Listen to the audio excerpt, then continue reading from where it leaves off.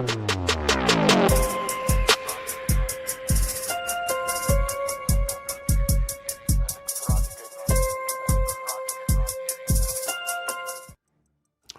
Grace and peace, everybody. We are back. You saw the thumbnail. You saw the title. So let's figure it out. Let's get it done today. Hopefully, we are going to have a great show. I wanted to jump on early because, one, I'm trying out a new feature which allows me to stream both vertically and horizontally. Vertically and horizontally at the same time. So hopefully you're probably seeing this in a different format if you're following me on your phone or on a tablet or whatever like that. I think it look okay. I don't think it looks too bad. So I wanted to try that out and make sure it worked properly. And of course, make sure you all could hear me and all that kind of good jazz like that. I'm going to tell y'all right now, I should never have asked y'all to send me some content creators that are sub 1,000 that we can support and build up. You all, I'm sorry, that was the biggest and longest list I've ever seen in my life. But shout out to all of y'all. And I'm really pleasantly surprised how few repeat names I saw. So thank you all. Me and my editor are working at collecting all those names, getting their URLs proper, and I'm going to put them on my Substack.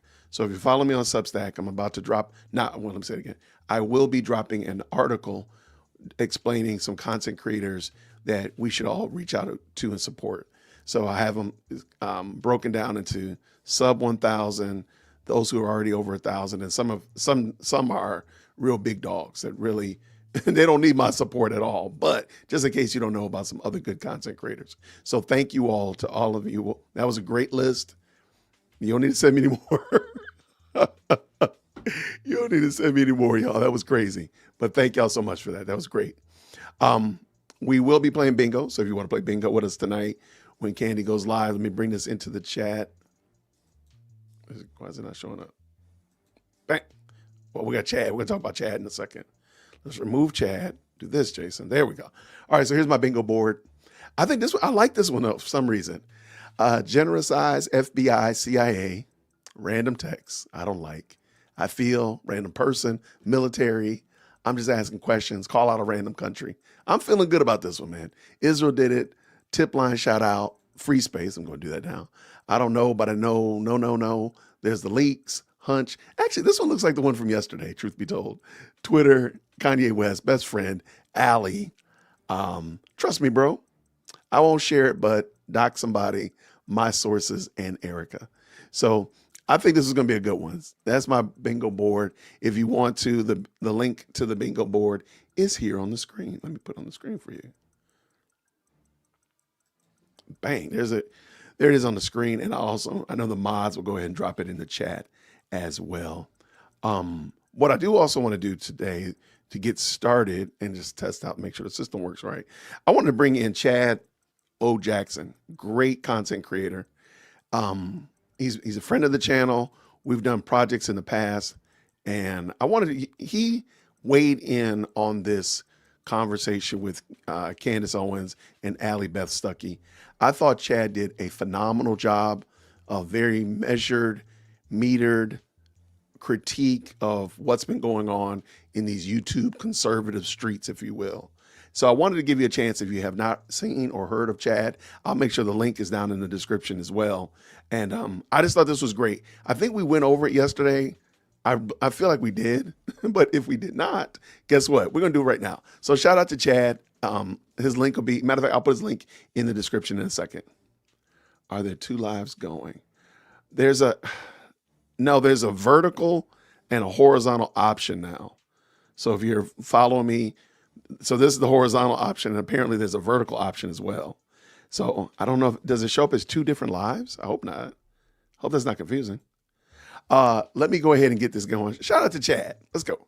So recently I posted a reel on IG addressing the baseless claim by Candace Owens that Allie Beth Stuckey doesn't care for or worry as much about Charlie Kirk as Candace Owens, does. And what's interesting is that when I posted this reel, there were some comments that said, well, Chad, your take is actually off base and ignorant because you don't watch Candace Owens' show. One of the claims that I make is that, with Candace, it can never be a thing where somebody disagrees with the facts that she's presenting And rather than seeing it as an opportunity for Candace, to say, well, here are my facts. Here's what I'm saying. Here's what I'm claiming. And if you want to address these facts based on their merit and legitimacy, let's talk about it. It can never be that. She always has to resort to ad hominem attack, questioning whether somebody truly cares as much as she does, basically making fun of them in some way, shape, or form. And maybe that's just her brand, I don't know. But it's unbecoming of someone who claims to be a Christian woman. It was Charlie's real life, Allie. That was Charlie's real life when you saw him sitting there and he got shot. That was his real life. He's not here anymore, and maybe you're not worried about him, but I am. I'm actually worried, and I want to know what happened to Charlie Kirk, okay? I feel like you and so many Christian Zionists just kind of wanted to turn him into a ghost, like, Charlie the friendly ghost. Some of you said, well, Chad, you should watch her show. You should see where she's coming from. You should see what she's talking about. And so I did. I actually went and watched the entire episode where she's talking about Ali, among other things. And what's interesting is that, just as I suspected, everyone who she brings up in this particular episode, who she disagrees with or who disagrees with her, she makes fun of in some way, shape, or form. But what was also peculiar to me is how she had a critique against Turning Point USA based on the fact that Turning Point USA was leaning heavily into faith. I had a phone call with someone, by the way, who's extremely close to this current administration, and they said, completely offhandedly, we were not even really discussing Charlie, but then they said, something that's really weird. I was at Charlie's memorial. She said, when did Turning Point become so faith-focused? She's like, I remember, obviously, Charlie always spoke. I'm going to back this up. I want you to look at her face. Her face really is telling me really all I need to know.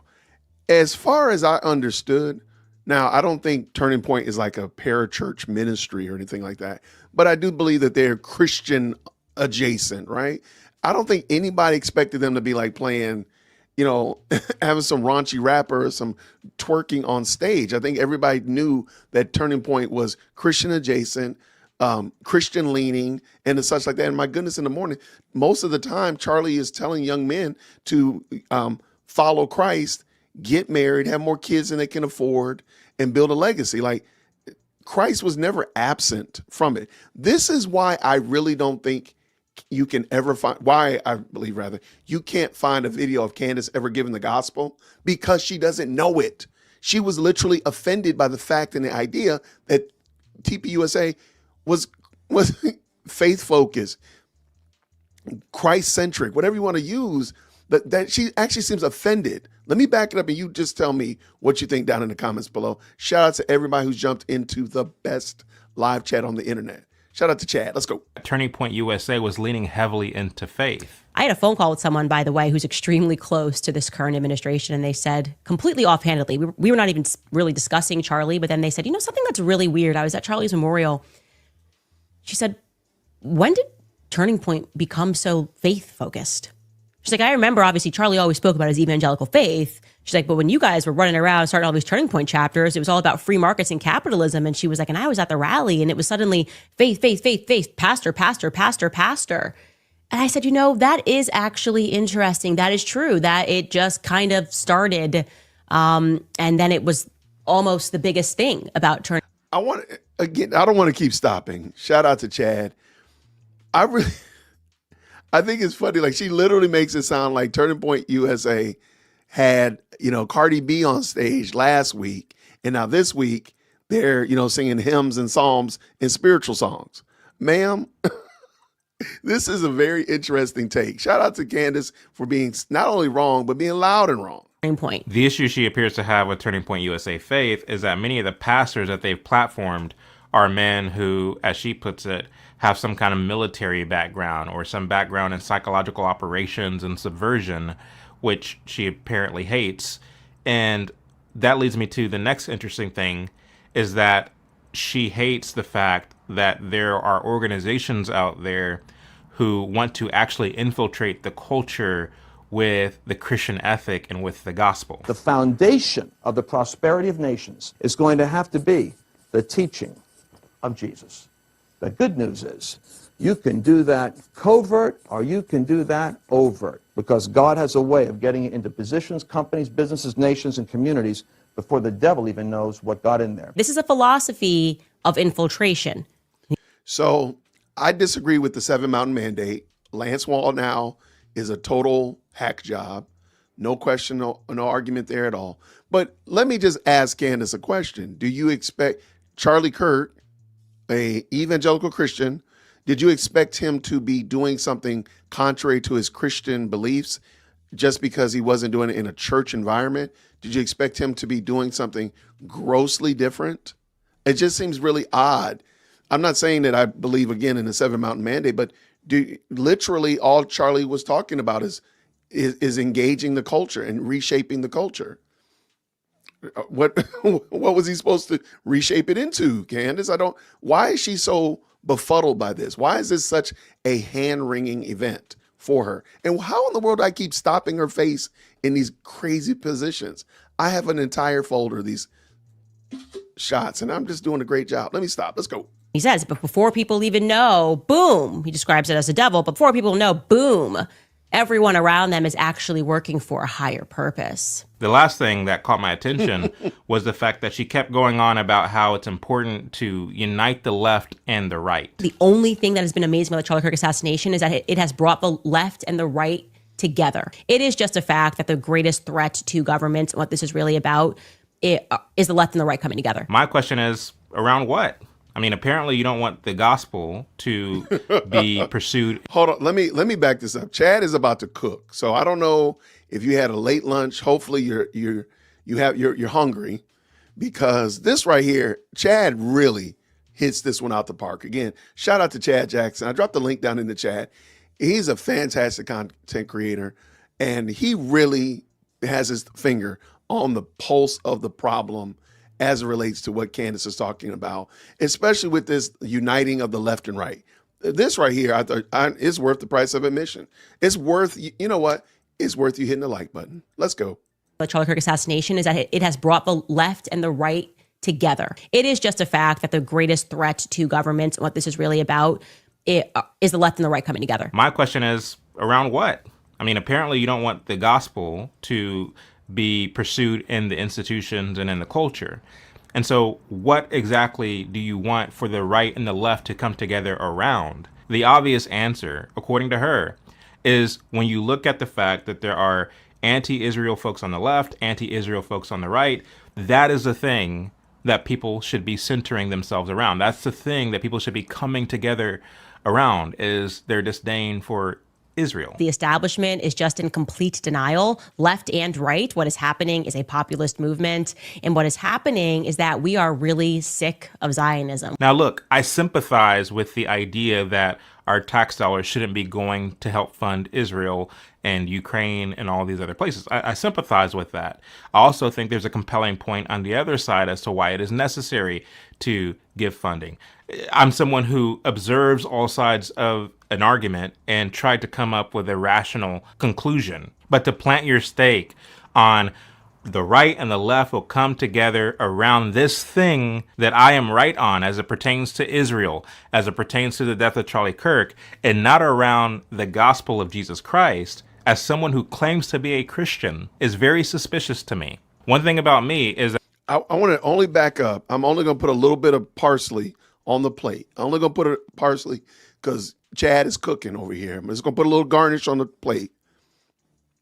Remember, Candace was offended by the gospel.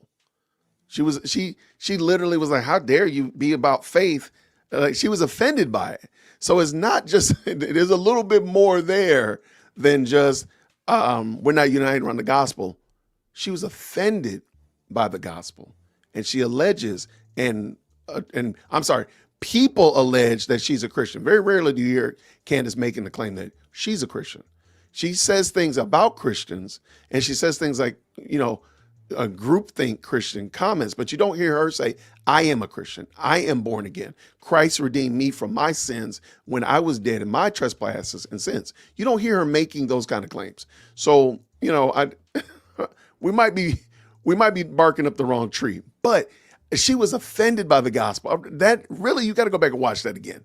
She was offended by the fact that so many quote unquote pastors and ministry people and Christian people of faith are in TPUSA. That was really wild work. I'm Christian first. I'm Christ first. I consider Allie Beth Stuckey to be a sister in Christ. You can't get through a episode of Allie Beth Stuckey's podcast without hearing something edifying that actually pertains to Scripture, that actually pertains to our walk with Christ. How our obedience in our testimonies is interwoven with the testimonies of countless other people in the lives that we live here on earth. My wife and all of her friends watch Allie Beth Stuckey. They've watched Candace Owens. And one of the interesting things that my wife told me this morning is that when she watches Candace Owens, she sees bitterness, vindictiveness. When she watches Allie Beth Stuckey, she sees joy and peace. And Jesus said that you will know a tree by its fruit. And so I'm going to defend Allie Beth Stuckey as a sister in Christ who I believe is doing kingdom work. Candace Owens might have the numbers, but consensus does not equal righteousness. My prayer for Candace Owens is that she will repent of her pride, that she will repent of this kind of smug disposition that she has, and that she will repent of leaning into her own understanding rather than on Christ. Now, some of you are commenting and saying, well, I'm Team Candace, or I'm Team Allie, or whatever the case may be. Be Team Christ. You don't have to be Team Candace. You don't have to be Team Allie for that matter. Be Team Christ. Be Team Truth. And as far as I can tell, Allie Beth. Let me jump in here one more time. I'm just going to put a couple more ice cubes into the cup because Chad is cooking. One of the things that you hear a lot of people say is that Candace is about the truth. Truth is on her side, truth. But what is the truth that they're referring to? They never qualify and say, this is what the truth is, or this, like she's a truth seeker, or she's a truth teller. Well, what is the truth that she's telling and she's seeking? Because most times, sadly, we hear her lying and being duplicitous and being disingenuous and, dare I just say, outright, unequivocally bearing false witness. What is the truth that she's sharing? So even though somebody says they're going after truth, what is that truth? You have my permission to ask more clarifying questions like, hey, you say you're about that truth. Where are you getting this truth from? What is and again, given the fact that we watched that woman drag Allie Beth Stuckey yesterday, after Allie did a phenomenal job of being very kind and gracious to her, she still came out the bag on her. I think we know where this is going. So let's go, Chad. Finish up, brother. Stuckey is being more representative of Christ than Candace. You know, for those of you who follow Candace, who believe that she's doing extraordinary investigative work, who believe her to be some kind of leader to some degree, let me just say that to the extent that your leader responds to genuine criticism with ad hominem attacks and doing all this mean girl thing that she's doing, that in itself should cause you to question whether or not the facts that Candace is laying out is being done in good faith. At the end of the day, when I look at Allie Beth Stuckey's show, it's very clear where she stands in terms of her desire to advance God's kingdom. However, when I look at the fact that Candace Owens is calling Allie Beth Stuckey a fake Christian, or when I look at Candace's show and see that she's against the spread of Christianity and the institutions and in our culture, that tells me pretty much a lot of what I need to know. Shout out to Chad. Chad is a fantastic content creator. I believe I've said that at least 10 times because I really respect him as a young man that is doing a great job. He's growing his family. He's got more kids than he can afford. He loves his wife, all that kind of good stuff that you hear box checking that Charlie Kirk was encouraging men to do. But even more than that, Chad is a handsome man of God that loves Christ and wants to make much of his kingdom. So shout out to him for sure. I appreciate y'all tapping in. Okay, I got the memo, y'all. I got the memo. Yesterday, I don't know what possessed me to ask y'all what other content creators do you want me to check out. I got the memo. I got the Milk Bar video ready. We're going to tap into Milk Bar. Let me just real quick see if your girl is she out here spreading her shenanigans today. She might not even go on today, or she might go super late. I don't know. At the current moment, I don't see that she has a stream planned, which is great because that'll give me time to get done with the Milk Bar. Okay, so Milk Bar, apparently a Milk Bar is a convenience store in Australia. Who knew that, right? I didn't know that. So apparently a Milk Bar is a convenience store, kind of like a 7-Eleven or a bodega, right? But he is over on Twitter and he is giving Candace Owens fits. I mean, goodness gracious. He does a great job. His name is Nathan. Great guy that really does a good job. Well, a lot of us have talked about this, and I want to bring this in.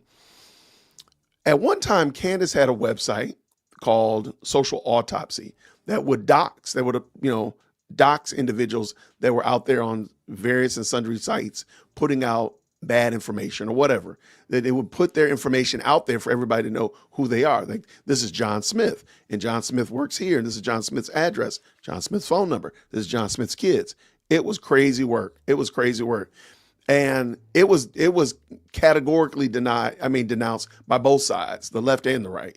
Nobody wanted that. And that's really I really believe what pushed Candace out of the private sector into the public sphere, because she was doing pieces and hit pieces against Donald Trump. And she was so turned off by how the left responded to her that she, quote unquote, became a conservative. And that's how the Candace Owens that we know today was born. So Milk Bar sat down with one of her victims, and this was an excellent interview. So I'm gonna bring this in. If you've seen it, shout out. If you haven't seen it, hopefully this will be a chance for you to check out. Company is referred to as Social Autopsy. And of course, I want you to please go check out Milk Bar. His link will be down in the description as well. Shout out to the mods. Thank you, everybody who's hopped into the best live channel on the internet. Let's go. And apparently they've already compiled a database of individuals online who harass people or bully people. Words are real. People don't assign, there's no humanity behind what they say. They just think it's not real. And that's what technology takes away from children, the fact that it is real. And you would never in a million years say those things to someone's face. Candace Owens, aka Red Pill Black, is going to put my life in danger by doxing me.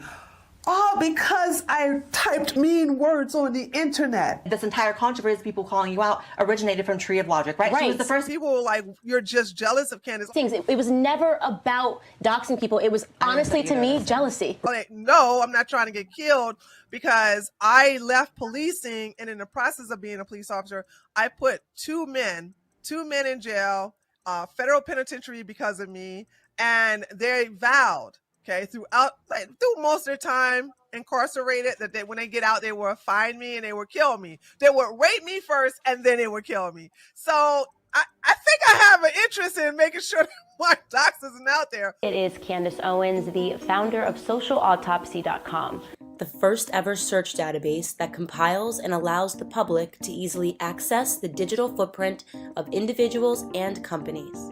These individuals are your teachers, doctors, neighbors, and business owners. And for the first time ever, you will be given the chance to run a real background check on them to see what these people represent behind closed doors. What we want to do is clean up the internet so that we can make it a safer place. As you know, that website is a thorough dox. It dox any and everybody, including children. And so I wanted my dox off that site. But most of all, I wanted the site shut down because I'm just against doxing. Joining me today is a YouTuber who has done pretty much the scariest thing that one person can do. She has come out as conservative. Candace Owens, aka Red Pill Black. Mike Cernovic gave her the name Red Pill Black because her real name, Candace Owens, was connected to the doxing site Social Autopsy and all of the things that she did back then. There's a truth about our activism, especially with her blog. What's up, everyone? My name is Candace Owens. I'm the CEO of Degree180.com, where she talked about how to get medication on the low, and how she talked about Trump and saying that he had a mushroom penis that's 2 inches tall, and that's the reason why he's unhinged. She was anti-Trump and very pro-Hillary. I considered myself a Democrat and a liberal about a year and a half ago as Trump was kind of rising up. But you didn't vote for Donald Trump, to be clear. I did not. I was watching Harmful Opinions video, and Harmful Opinions was really clowning us. When I say us, I'm talking about conservatives and right-wingers. He was like, oh, Candace Owens, the one that had a doxing site. Yeah, she's now under the moniker of Red Pill Black, and she's got the conservatives to fund that doxing site. So looks like that doxing site that we took down is going to eventually come up. And I was like, what?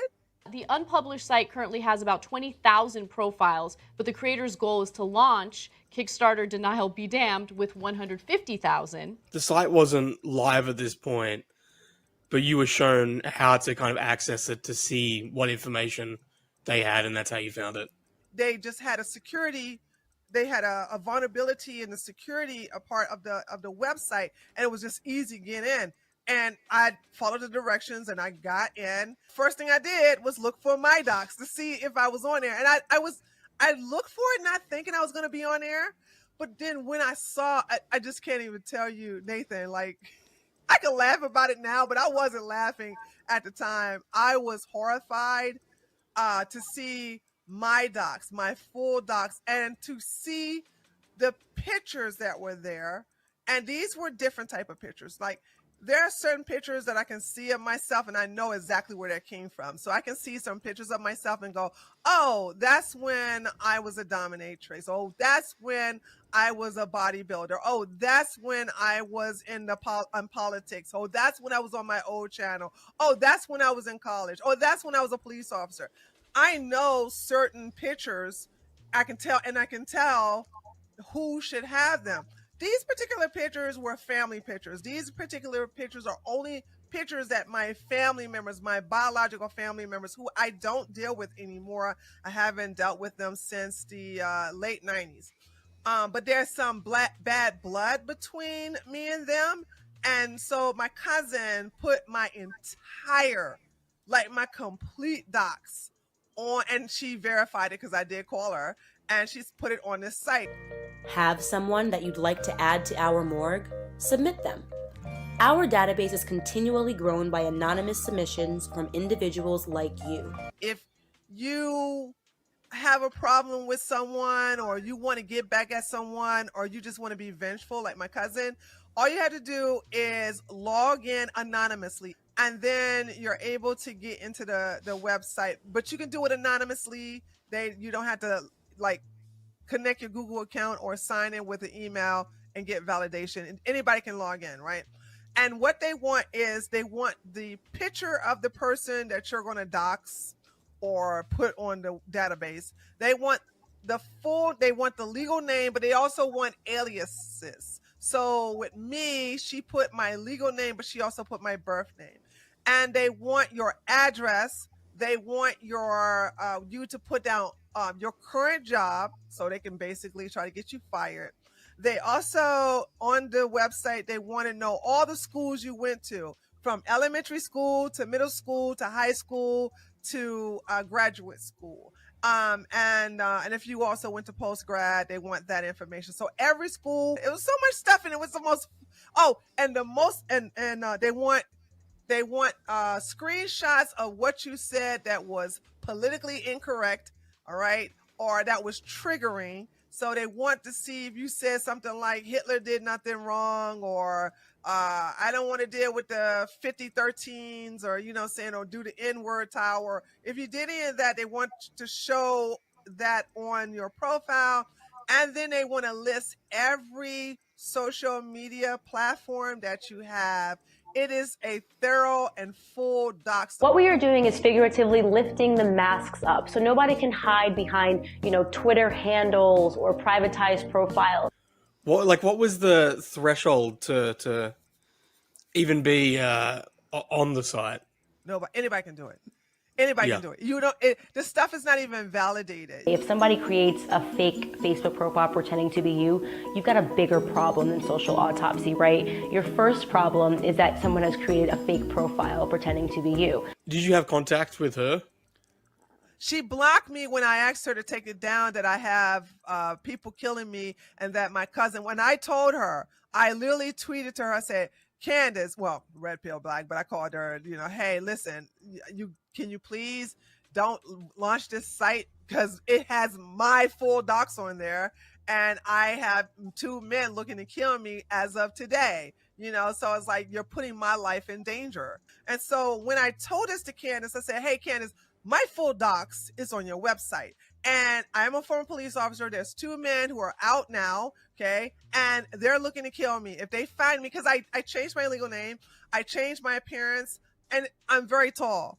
I can't do anything about that, right? I'm 6'3". So what what am I gonna do? Cut off my legs? So and of course I grew, this is my hair. These are dreadlocks. So I grew my hair out because it used to be permed. And I did everything I could, contact lenses. I did everything I could to change my appearance. We exist as a clean archive of an individual's words only, from which employers, friends, and universities alike may draw their own conclusions. This is saying that social autopsy is not responsible for anything that happens to the person that you dox. They are not responsible for any consequences that will result from the personal information that are placed on their website. Free and clear, okay?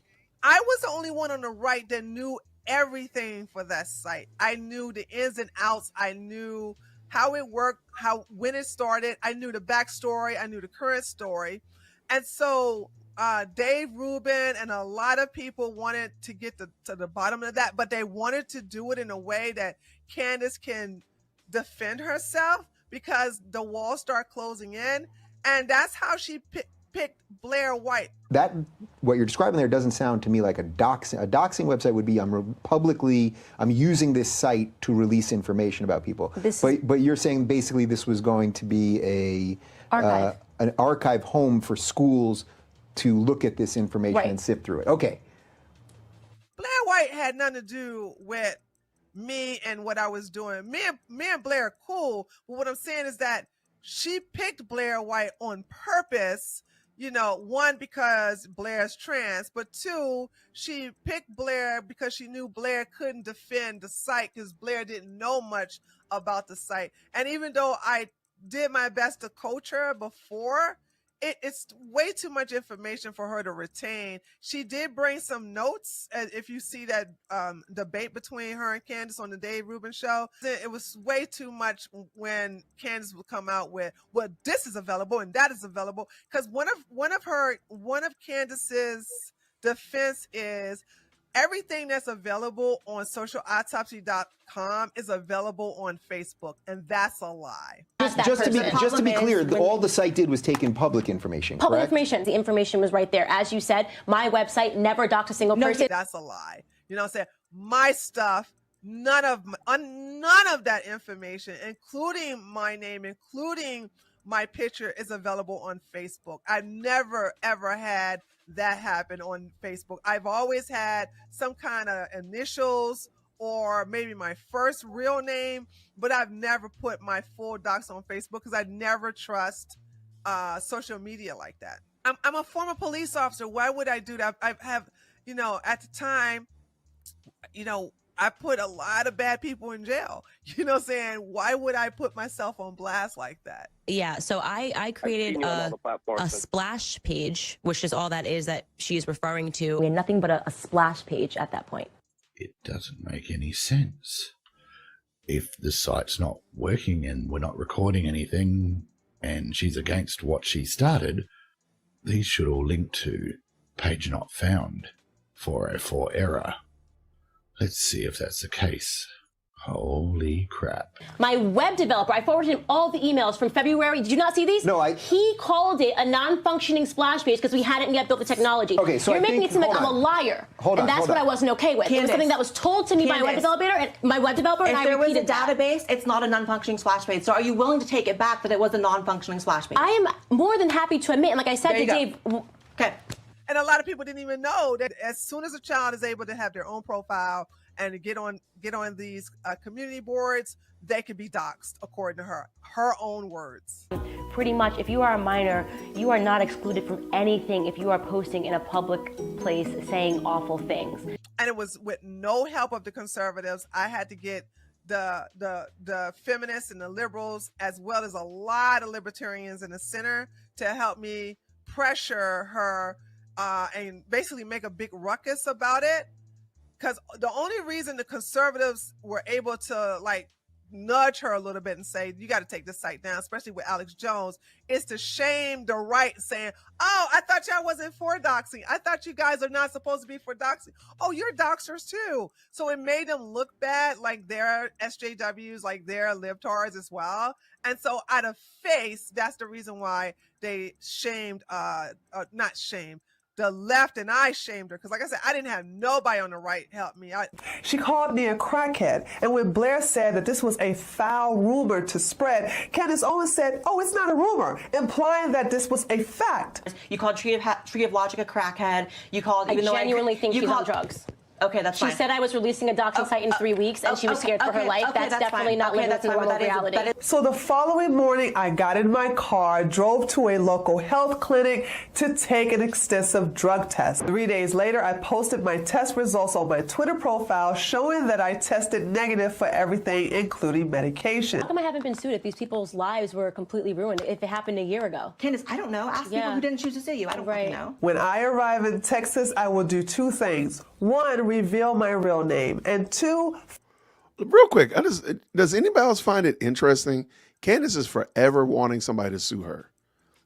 I've never seen somebody beg to be sued as much. Not only like in her actions, but she literally vocalizes, I want you to sue me. That is some wild work. I've never seen somebody behave like that. And it's just really strange and odd to me that she's so dedicated to being sued. That's weird. That is such a weird, I don't even understand what that is. And also, if I could please have all the mods, if you have a blue wrench next to your name, can you shoot me an email real quick? I want to make sure I have everybody's email.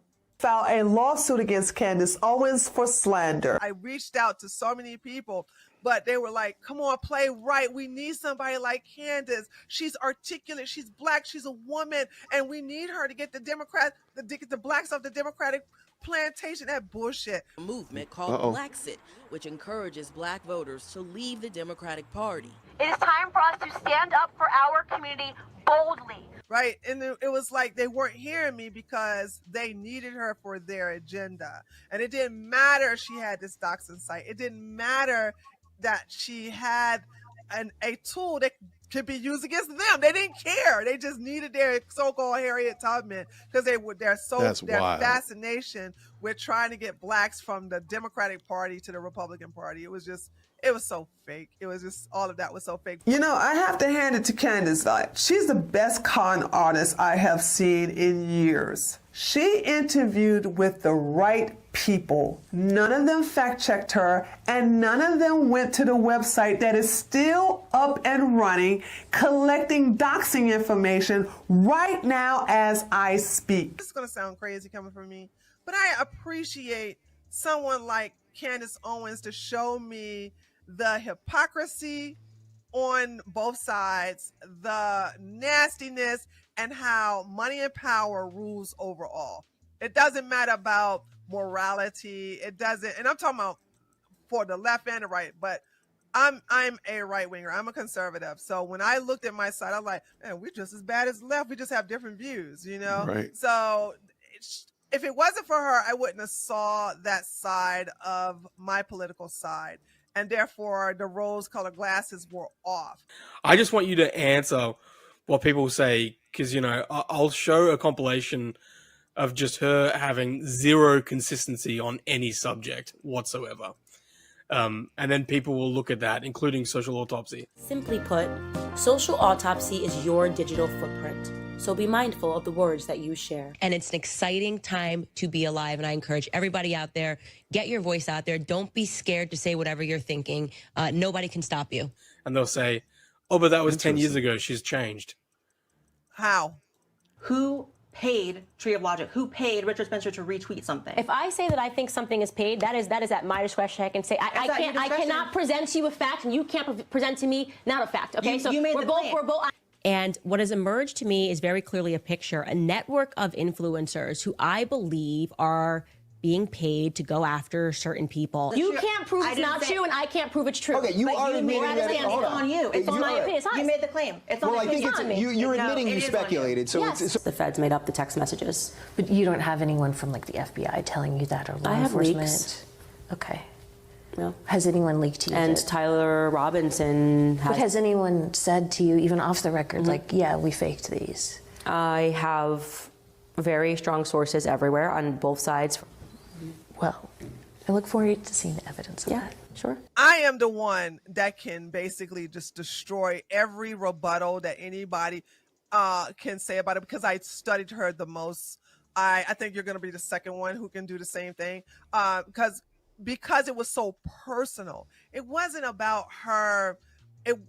I know the doxing site was bad, but it was personal. My life was on the line for this. So this was different for me. So I know this like the back of my hands. So I had someone say, why are you bringing up something that happened so long ago? She addressed this in her book. I said, what did she say?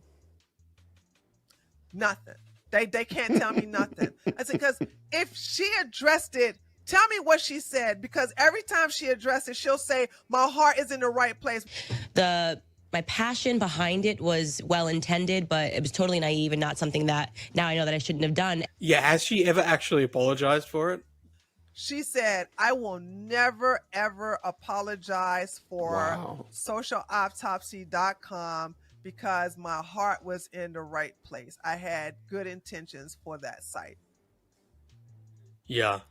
It takes a particular, I think, like, I mean, a broken person, but I'd also say maybe evil, to dox children and not think that there's anything wrong with that. Right. And she said that looking straight into the camera, unapologetic, like that she's a different type of evil. We stand by the fact that we think the best time to be on our database is when you are a minor, because that's exactly what we're trying to do. We are trying to affect their, conscious when they're young, so they know to use the internet more responsibly when they're older. There's no harm, no foul, really, if you're a minor, right? You have this profile for 365 days. You're not applying to college. You're not, going out for a job. It doesn't do anything to affect your livelihood in any way. So we think that that's really honestly the best time for people to learn.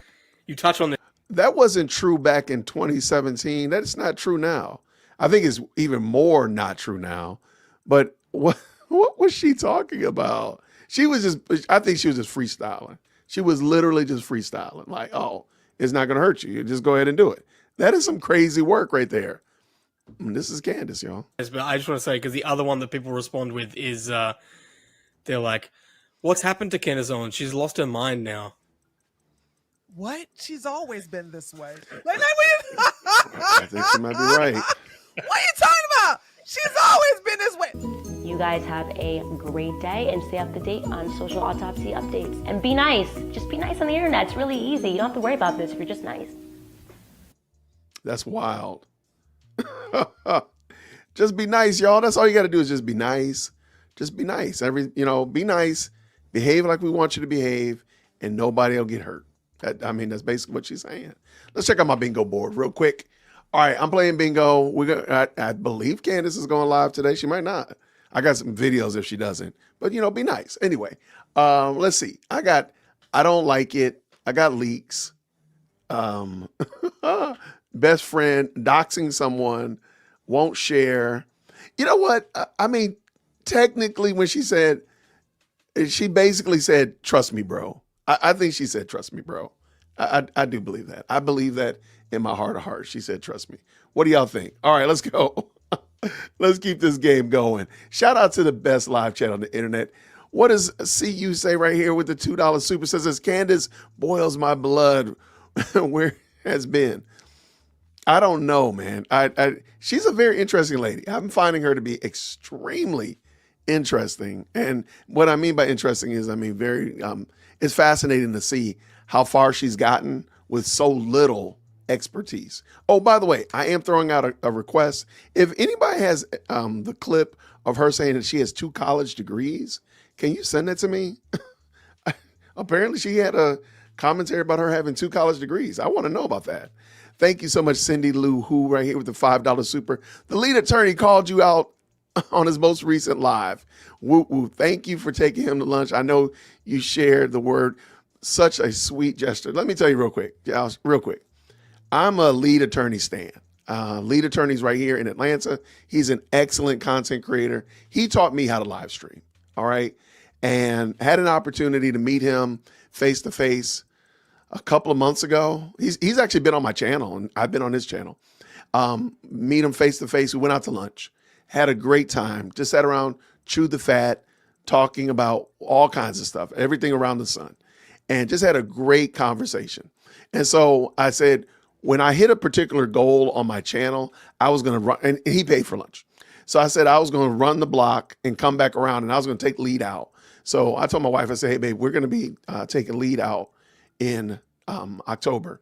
I just believed that I was going to hit my goal so I could take him out and justify paying for it. And by God's grace, we did. And had a wonderful time talking to him. Him being an opportunity to see me and my wife, me and Chief Executive Second Born, and such like that. And I really want, I think he's a good person. I think he's a really good, caring person. He does a lot for the YouTube community that a lot of people don't see, whether it be having consultations for free or interacting with people in ways. I mean, again, a piddly guy talking loud in his office outside of his kitchen, he still gave me the same level of respect he gives anybody else. So shout out to the lead attorney. If the mods could please drop Lead's link in the chat, I really appreciate it. I'll go back, Cindy Lou Who, and find out what he said about me. Apparently he said something good. So shout out to Lead. Great guy. And thank you so much. All right. With this $5 super, we really are seeing the cracks in the right. We need to shore it up. Christians are truly on the narrow path. And that's really it. Let's just remember firm Xing. I'm gonna butcher that up, so forgive me. Remember, Christians are on the narrow path, period. So we're not on the broad path. We're not. This is going to be a single man, single woman walking with our King. That's it. That's it. So whether everybody agrees with us, nobody agrees with us. As long as we're following Christ, we're doing what we need to do. And I think sadly, the right has always been common sense. Let's just tell the truth. I mean, a lot of what's called conservatism is just common sense. And so sadly, a lot of people mix that up and say, oh, well, common sense is, conservatism, and Christians are conservative. So therefore I'm a Christian because I'm a conservative. That's not the case at all. That's not the case at all. And I think we saw that with Candace. A lot of people gave Candace a duck and pass, but nobody can show me her giving her testimony. Nobody can show me her actually understanding Christian ethics. And we just saw with Chad, she actually despises the gospel. How do you despise what actually saved your life? I would love for that I despise air. I despise water. I hate you, water. Like, that doesn't even make sense. It doesn't make sense. Candace is not a Christian. I know that sounds crazy, but it's the truth. It's the truth. Shout out. Thank you so much, everybody. You know what, y'all? I don't think she's going live today. I mean, maybe she's going to pop up and do like a 7 o'clock. That'll be crazy work. But I still got work, though. I got stuff for y'all. So I appreciate the best and most electrifying live chat. Let me real quick make sure I didn't miss anybody. I appreciate y'all hitting that like button when y'all jump in. I got you, Captain Jack. Thanks so much. I mean, she gets sued by the president of France. I mean, come on. She's steady wanting to get sued. I've never seen somebody who begged to get sued so much. Lead is a fantastic content creator and just a fun guy to talk to. I'm glad we had a chance to hang out. All right. Now I'm gonna get him to come to church with me one Sunday. That'll be great. All right, what we got? Yeah, I don't see her live at all. She said she's going live around 6:15. Okay, say less. We'll be here. I don't see did she put that on Twitter or something? I'm looking here on the old YouTube. I don't see that she's got it. I mean, she might have it playing somewhere else. Maybe she put it out on Twitter. She don't produce any fruit. I mean, that's the problem, in my opinion.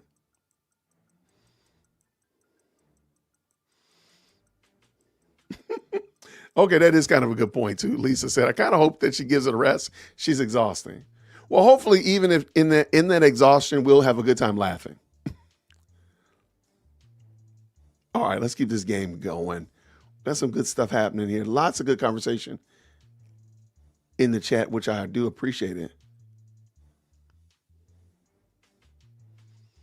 I don't know. She might talk about the Egyptian planes.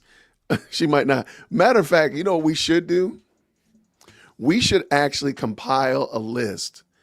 Who was it? There was somebody yesterday, and I do apologize. It's in my email. I'm looking at it. I'll pull it up. they started compiling all the different stories and narratives that Candace has spun with timestamps and links. It was fantastic. Where is it? Oh, I had it. I'll find it. Because y'all flooded my email yesterday. Y'all are the best. But it was a really nice list of all these stories that Candace has spun. I mean, literally just in the last couple of weeks. So they didn't even go all the way back to the beginning of the Charlie Kirk saga. It was so interesting. Content creator. I thought that was excellent. I hope I didn't delete it. Here it is right here. I found it. Yeah, this was excellent. I'm gonna wait for this person, AD, because they're working on it. It's a work in progress.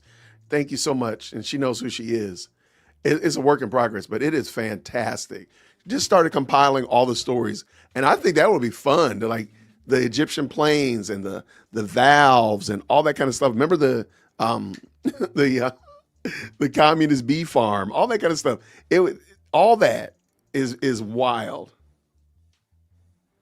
She blocked me? Hold on. Now I am not that important. I did not get blocked by Candace Owens on the Twitter. She blocked a lot of folk on Twitter, though. She blocks a lot of them. I did not get blocked on the Twitter. If I got blocked on the Twitter by Candace, y'all, we're going to have a problem. No, I'm not blocked. Whew. I say, man, I was going to feel some kind of way, man. That was making me feel bad. I was going to feel sad about that thing. There's no way. All right. So let's keep this game going. All right. The other content creator I wanted to look at was Cherie Denise, I believe is her name.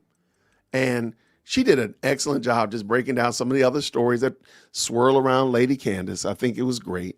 I'll make sure I have her link in a second because I downloaded the video. So I'll make sure I have the link in the chat in a second. Let me go ahead and pull this in so we can enjoy. And of course, you can use your bingo board as well. And we got it ready. It's ready, Jason. Actually lost this lawsuit, but not before she stayed for 6 months without paying rent and was eventually evicted. And for a person who says that the apartment they're living in is killing them, it's wild you would stay there anyway when you have enough money to pay for an apartment at $3,500 a month. Yet you would continue to stay in the place that's killing you while you wait out this lawsuit that's going on. Well, she loses because Lise had said there are certain requirements to staying here. One of those things is as soon as there's a problem, you need to let us know so we can fix it. She'd failed to do that and then was angry that there was a problem that she'd never asked for help to fix. All right. And before she jumps in, I also want you to remember, as we just saw in the Milk Bar video, back in 2017, 2016, she was not married to George Farmer. I don't even believe she was even a member or working with Turning Point USA yet. I think she came on board with TP USA in 2018, if I'm not mistaken. I got to pull up my timeline. And as a matter of fact, I need to add that to her list as well. I need to pull up my timeline. And the reason I bring that up is because it seems like her story, like the background story of who Candace Owens is, her LinkedIn, her resume, is very interesting. And I think more people should probably zero in on that and just kind of say, like, what kind of woman is this? What kind of person is this? So shout out to this content creator. Let's go ahead and let's keep it rolling. But when we look at who she's been over the years, it just surprises me that people are willing to settle in on the fact that she's a truth teller. I'm confused as to when that happened. There's 3 major incidents I want to talk about in her life. When she was a senior in high school in 2007, there was a group of 4 white males, one of whom was one of her good friends, who decided to leave her a series of egregious voicemails. Now, nobody has ever seen the text from these. There's never been a transcript that's been publicly available. But in the sealed documents of this case, it was said that these voicemails were filled with racial epithets, that they were death threats, and those authorities at school who heard these voicemails said they were terrible. So I can't read them to you verbatim, but that allegedly is what happened. So it took the school 6 months to finally call these boys to account. And in that time, she was so traumatized by what had happened that she was homeschooled for 6 weeks because it was too scary for her to go to school with people who would leave death threats on her phone filled with racial slurs. It was particularly offensive to her because one of her good friends had been involved. So to have a former friend involved in the worst trauma of your life, she felt that she could not face going to school. So she went home. She and her grandfather then decide that they're going to sue the school board for taking so long to deal with this. And their assumption was that it took so long because one of the white boys, they're all white, one of the white guys who aimed his ire at her was the son of the mayor. And that there were power plays involved here, and so he was going to get off scot-free because of who his dad was. She and her grandfather, together with the NAACP, sued the school board and won $37,500. So as a young, impressionable person, to find that you can sue people and receive damages for your trauma and for what you went through, it was, I think, very formative to the way she handles conflict now.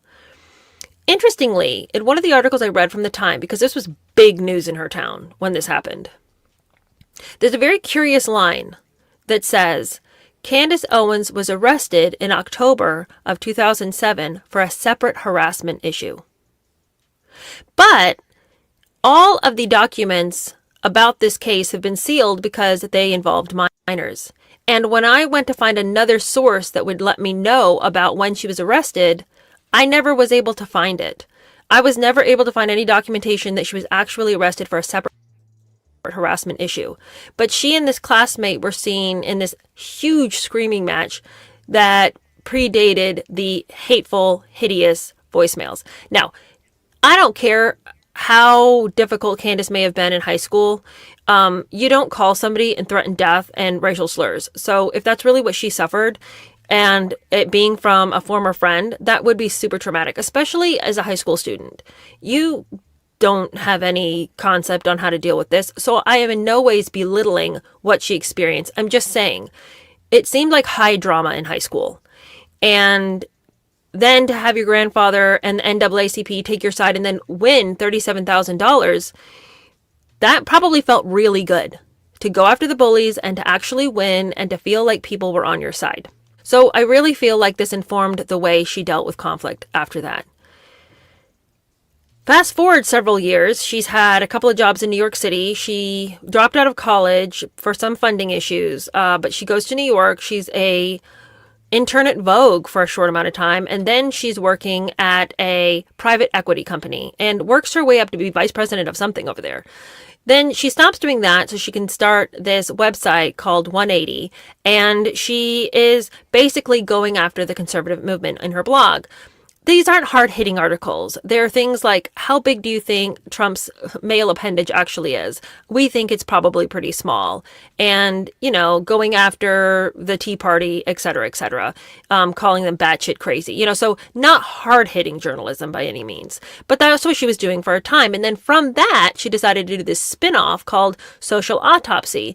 And through crowdfunding, she was going to develop this service where you could screenshot anytime somebody bullied you, and then it would go into this database. And then if you wanted to find somebody who was a bully, you could see if they had a profile on Social Autopsy where you could identify bullies and where ostensibly employers could decide whether people were troublemakers or not. That was immediately descended upon as a horrific idea by both the right and the left. All political spheres saw this as problematic because we don't really need this big brother movement where you are collecting data on people so that they can then pay socially for what they said. People shouldn't be treating others terribly, but unfortunately, if you also want to have the right for free speech, you can't then have a platform that seeks to prosecute those for free speech. And also there was a doxing issue. So now that we've identified who these people are and where they work and everything, now anyone can just go and attack these people? It seemed like a terrible plan. Candace Owens is approached by someone from the progressive left, and they say, I really think you shouldn't do this. This seems like a really bad idea, and asks her to reconsider the entire project. Candace Owens is like, this is a great idea, and I don't care for your opinion on it. Shortly after, Candace Owens' personal information and the information of her friends is released to the public. And she is doxxed, and she has all these people showing up at her house, and they have her phone number and her address, et cetera, et cetera. They know where she works. She feels that her life is in grave danger. So the very website that she came up with to do that very thing to people was now being done to her. But she, through very shoddy means, decided that the person responsible for releasing her information was the progressive who had come to her and said, hey, I think it would be great if you didn't do this. That flipped her into a conservative. And so after that incident, she wanted nothing to do with the left or Democrats or anything like that. And she plugged hardcore into the idea of being a conservative. And the conservatives, who had very few black people to speak boldly for the conservative viewpoint, were only too happy to bring her along. They really wanted somebody young, somebody capable of reaching a younger demographic. And so Candace Owens was the belle of the conservative ball. She learned all the lines, she could say all the things, and she was really, really unafraid to say things that were feather ruffling. She liked to ruffle people's feathers. It made her feel powerful to evoke an emotional response from people, so she did it consistently, and she found that the right celebrated her. Donald Trump said she was great. Kanye West said he liked the way she thought. So to get somebody like Kanye West to approve of her was like the greatest dopamine hit she could ever receive. So she was going to press into whatever it was that made her. Okay, I'm going to stop for a second because I've been over here looking because I was trying to find that article about what happened in high school, and I can't find it. But does anybody know how long this whole social autopsy kerfuffle went on? Does anybody know in the chat? Does anybody, don't check. Does anybody know how long it was? Because I find it very interesting, the whole thing. She was a leftist and started the website, and then she gets doxxed and then changes and becomes a conservative. Does anybody know how long that took? Somebody said 2 years. Okay. Okay, keep going. This is interesting. A year or two. 2 years. 2 years. Okay. It took 10 months.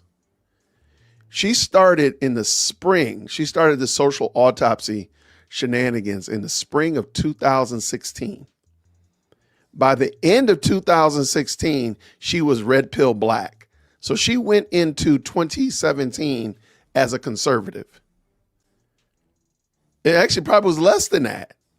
All of this time, we're talking about social autopsy and whatever 180 was really just about 10 months, maybe let's just say 12 for easy math. Wow. So she went from dragging the conservatives, talking negatively about Trump and all this kind of stuff like that, to total 180, literally 180 switch in 12 months. Interesting.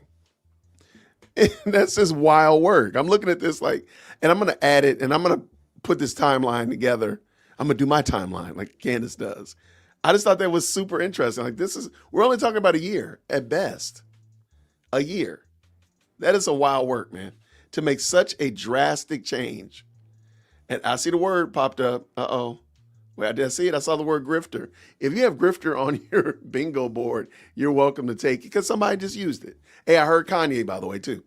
That is so interesting. It makes such a monumental change in your perspective in such a short period of time. Like, what did you learn in that period of time that caused you to switch so dramatically? I don't think anything. I'm going to let her finish up. Keep it going. Let's go. Feel really good about herself. So we have a person who has a pretty dramatic high school experience. Then we get somebody who will flip on her political beliefs pretty inexplicably because it is evident that she can get farther with another political narrative. And then for my last story that just makes me feel like this is not a person to trust. In 2019, this is when she's moved on to TPUSA. She is living in Sanford, Connecticut still. She is making plenty of money for herself, and she lives in a high-rise luxury apartment. This rent is $3,500 a month. And she decides that it's a dangerous place to live because there's a black mold problem. And the way to solve your problems is to sue people. This is one of multiple lawsuits she's had throughout her adult life. And maybe in another episode, we'll chronicle all of the lawsuits, although probably not. I'm not that interested. But one of them that really stood out to me was a lawsuit that she had against the high-rise building that she lived in. She said that she had black mold poisoning, that it was causing her emotional and mental and physical decay, that she was dealing with symptoms of black mold that in her estimation were going to be lifelong chronic problems. Those problems included inability to think clearly. She also listed eczema as a problem, systemic yeast infections. She had a litany of things that were caused by the black mold. She said she'd had to get laser treatments for scars on her body because of the sores that the black mold were causing, and she submitted this picture to court as proof of the black mold. Never submitted anything from a doctor or anybody who could say, yes, these symptoms that you're suffering are because of the black mold. She eventually lost this lawsuit, but not before she stayed for 6 months without paying rent and was eventually evicted. And for a person who says that the apartment they're living in is killing them, it's wild you would stay there anyway when you have enough money to pay for an apartment at $3,500 a month. Yet you would continue to stay in the place that's killing you while you wait out this lawsuit that's going on. Well, she loses because they said that she had failed to submit to her landlord any evidence that there was a problem before the problem became so large that it was going to cause her health problems.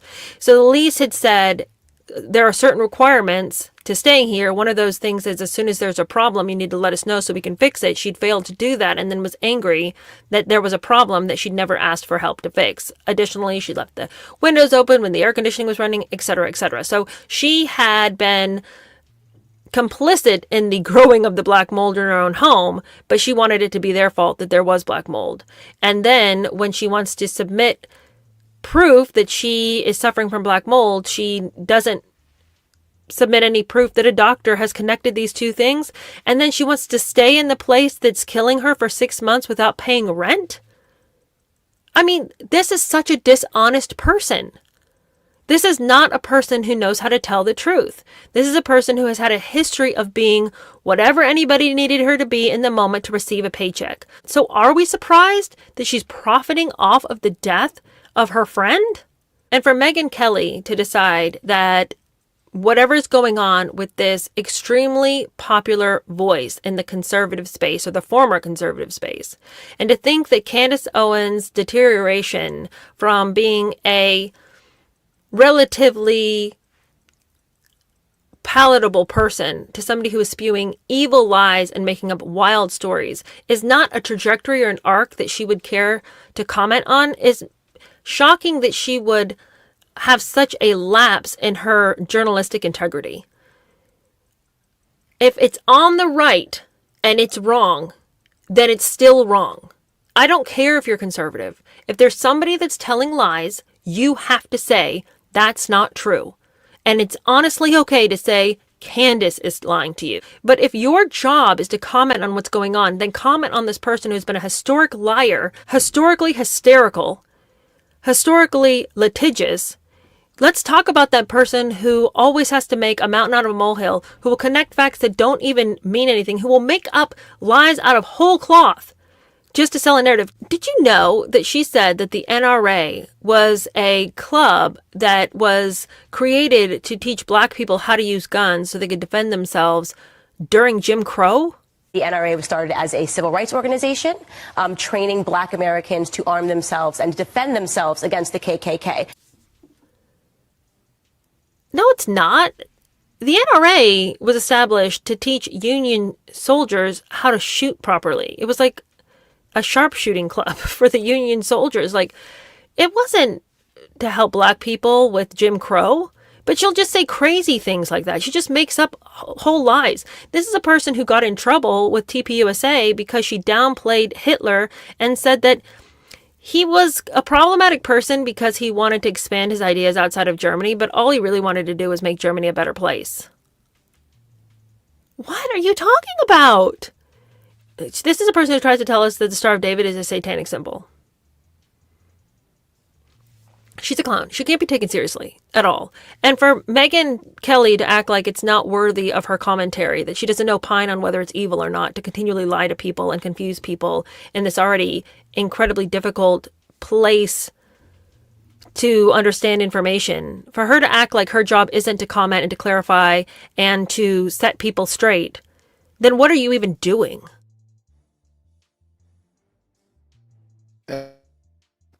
Excellent question. Great way to end. Thank you so much, Cherie Denise. I apologize if I'm butchered her name earlier. I did drop the link to it in the chat, and I'll make sure it's a part of the description as well. I mean, Candace has been problematic for a while, but I don't think that she is the only problem that's going on. And actually, Cherie kind of ended on that, talking about Megyn Kelly. I do think that there is, within the conservative movement, there has to be a reckoning to the fact that we have to be honest with one another and just say the hard things up front and challenge people, even though they're your friends. So I think it's interesting. I want to talk about Brandon Tatum, because we've talked about Brandon Tatum on this channel before and how he tends to kind of dance around Candace Owens, but he came out pretty hard and, dare I say, really very clear about Megyn Kelly recently, and the whole dust up about Ben Shapiro, Tucker Carlson, of course, Candace Owens, and TPUSA. Brandon Tatum came out really hard, super clear, no confusion, no, brain fog or anything like that, which I thought was interesting, because when it came time for him to talk about Candace Owens, he was not this clear. It took 2 or 3 or 4 different podcasts in order for him to get to a place that sounds like he might be possibly speaking correction against Candace. So I want to pull this in, but I do want to say thank y'all, everybody. Yes, make sure you like the video. Thank you very much. I do want to pull this in, and hopefully this will be a good opportunity for us to check out. Real quick, let me see my bingo board real quick before I do anything. Yes, I'm playing bingo. And yes, I'm going to probably end up cheating because I want blackout bingo again. All right, let me see. Have we said military at all? Asking questions. I do remember that coming through. Twitter beef is right around the corner. I know that's coming. Tip line shout out. I know that's coming. I know he's going to say something about Allie or Erica. I think Brandon Tatum's going to speak on either one of those two. So I'm sure it's going to come up. So let's bring Brandon Tatum in.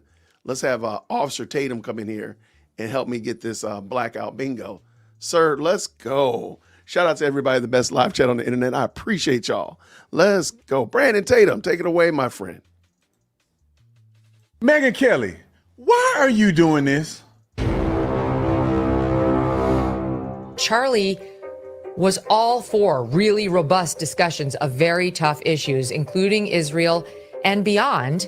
It's just he wouldn't necessarily lead them because he did have donors, and he also was very close with the administration. Now, I got more evidence that I want to share with you real quick, because for them to insinuate that Charlie was like afraid of his donors to get on stage and criticize Israel, do I need to show you exhibit A, B, and C? I guess I do. Like and subscribe to the channel, hit the bell so you get notifications anytime I go live and make a video. Make sure you still subscribe to this channel and also subscribe to my Espanol channel. Let's get into this. Megyn Kelly, come on in. I like Megyn Kelly. I have always liked Megyn Kelly. Not always. When she was working on Fox, I couldn't stand her. When she was doing the debate with Donald Trump, I wanted her to go away. But when she left the mainstream, I like her podcast. I listen to it all the time. I think she have a lot of insightful things to say. But for whatever reason, Megyn Kelly is making a decision to side on foolery on some of these topics. I mean, absolutely foolery. I don't know why these people have a vested interest in recreating Charlie Kirk's belief systems. They're obsessed with he can't speak for himself. Can y'all let his wife talk for him? If Erica wanted the world to know that Charlie was abandoning Israel or something, I think his wife has the right to say it and prove it. Everybody else that's talking is speculating. And if Erica is not speculating, why are y'all speculating? And it's not that he changed his beliefs on anything other than Israel. Why are y'all so obsessed with Israel? People like me wouldn't even be talking about Israel if it wasn't for people lying and being weird about Israel every day. Let me ask you something. Have you ever Googled your own name? Do it sometime. You'll be shocked how much of your private information is out there, your address, your phone number, and even your family details. People completely lied about the whole thing. All right, let's get to the Megyn Kelly show. So Megyn Kelly goes on to insinuate, in my personal opinion, of this new conversion story of Charlie Kirk and how he was backstage as if he was telling Tucker Carlson, go for it, bro. Go Max. Bash Israel in front of this whole audience. That's such a weird statement. I'm going to let it play. Let her. All right, before he does that, y'all type Go Max in the chat. Do we need to bring up my Go Max video? He was telling them to get the iPhone Pro Max. That's what he was doing. Charlie was an iPhone user. I don't condone iPhone usage. But Charlie was telling Tucker, go Max. Don't go just iPhone Pro. Go iPhone Pro Max. That's what he was saying. That's it. Tucker Carlson was like, hey, man, when I leave from here tonight, I'm thinking about going to Taco Bell. Should I get the Max burrito? He said, man, go Max, my guy. Go Max. That's it. He was like, yo, I'm thinking about Hulu and Netflix, or should I get HBO Max? Charlie was saying, go Max, bro. Go Max. I mean, that's it. Clear. It's as clear as day. Now, if you find offense to my interpretation of what happened, explain what we're about to watch. Let me bring it back in. If you have a problem with what I said, and the Taco Bell and the streaming service and the iPhone, tell me that this video makes any more sense. Statement come out, and then we're going to talk about Tucker too on this a little bit, because either Tucker lied or he's talking about a whole different conversation that him and Charlie had. Let's start with the Megyn Kelly clip. Let's roll the first clip. Charlie, he was important. He was hugely important to the conservative movement, but he didn't do it by discouraging debate or trying to tell one faction they couldn't or shouldn't say something, or not saber rattling on something that was like a sacred cow of the administration's. He didn't always do it, but he wanted those discussions to happen. I don't think Charlie would be upset about the debate that's generally happening between, say, Tucker and Ben Shapiro right now in Israel. He would not like how nasty it's getting. You know, he definitely would not support calls to have Tucker, you know, people to stop watching Tucker. Ben's not asking for him to be deplatformed, but clearly he wants him cut out of polite conservative movement circles. He would not be in favor of that. He knew what Tucker was saying, including about Israel, and continued to invite him to Turning Point events. And so I just wanted to tell this story because I think people are misunderstanding. Like Charlie. I'll let her finish. Give me 20 seconds. She conveniently left out Nick Fuentes. Why, Megyn? Why? Now, I'm not telling you how you run your show, but why did you leave out Nick Fuentes? You say Charlie was open for. No, he wasn't. He wasn't always open for anybody to have a conversation with anybody. Charlie didn't debate just anybody. And he did not debate Nick Fuentes. And he said Nick Fuentes was vermin, that he refused to debate Nick Fuentes. He said it to, I heard him say it. He said it on the stage in front of the world, and he never debated Nick Fuentes. Nick Fuentes went on for years complaining that Charlie wouldn't debate him. He got mad at Dinesh D'Souza for debating Nick Fuentes. Megyn, why are you saying this? I don't get it. Finish the clip. Charlie was all for really robust discussions of very tough issues, including Israel and beyond. It's just he wouldn't necessarily lead them because he did have donors, and he also was very close with the administration. Okay, let's go to the next clip. This is her explaining Tucker got criticized by the pro-Israel crowd for his remarks at the Turning Point event. Charlie also had threats from donors thereafter saying, if you don't get rid of Tucker Carlson, like, we're done. And he had received some threats about that even before Tucker's appearance. And he said, well, I'm bringing him anyway. And that's all been documented. This is kind of water under the bridge. But which I think that it's fair to say that I do not think that was the right decision for Charlie to do. But Charlie is loyal and he don't want to get bullied. So if you're going to bully him, you're going to make him do something, whether it's right or wrong. I don't think it makes sense in the context of Turning Point for Charlie to defy the people who have supported to get this fool on stage. Like, if we're talking about somebody else, maybe, but he on the stage being stupid. So I just disagree with that. That don't mean I didn't like Charlie, whatever. I love Charlie, but I disagree with that aspect of it. I think he should have just left Tucker out, but I do understand the loyalty aspect of it. I understand that point. I'm not missed on that point. And I think also, I'm just going to jump in and just add, I do believe that the loyalty issue, in my opinion, really undercut Charlie's the stability. I understand you're loyal to one, and I understand you want to have different voices. You don't want to just have an echo chamber. I totally get that. But not being able to say, let me look at, maybe my friends don't hold a position that we need to be platforming all the time, or maybe platforming his friend, even though we don't have an issue on most topics, maybe this one right here might not be the best.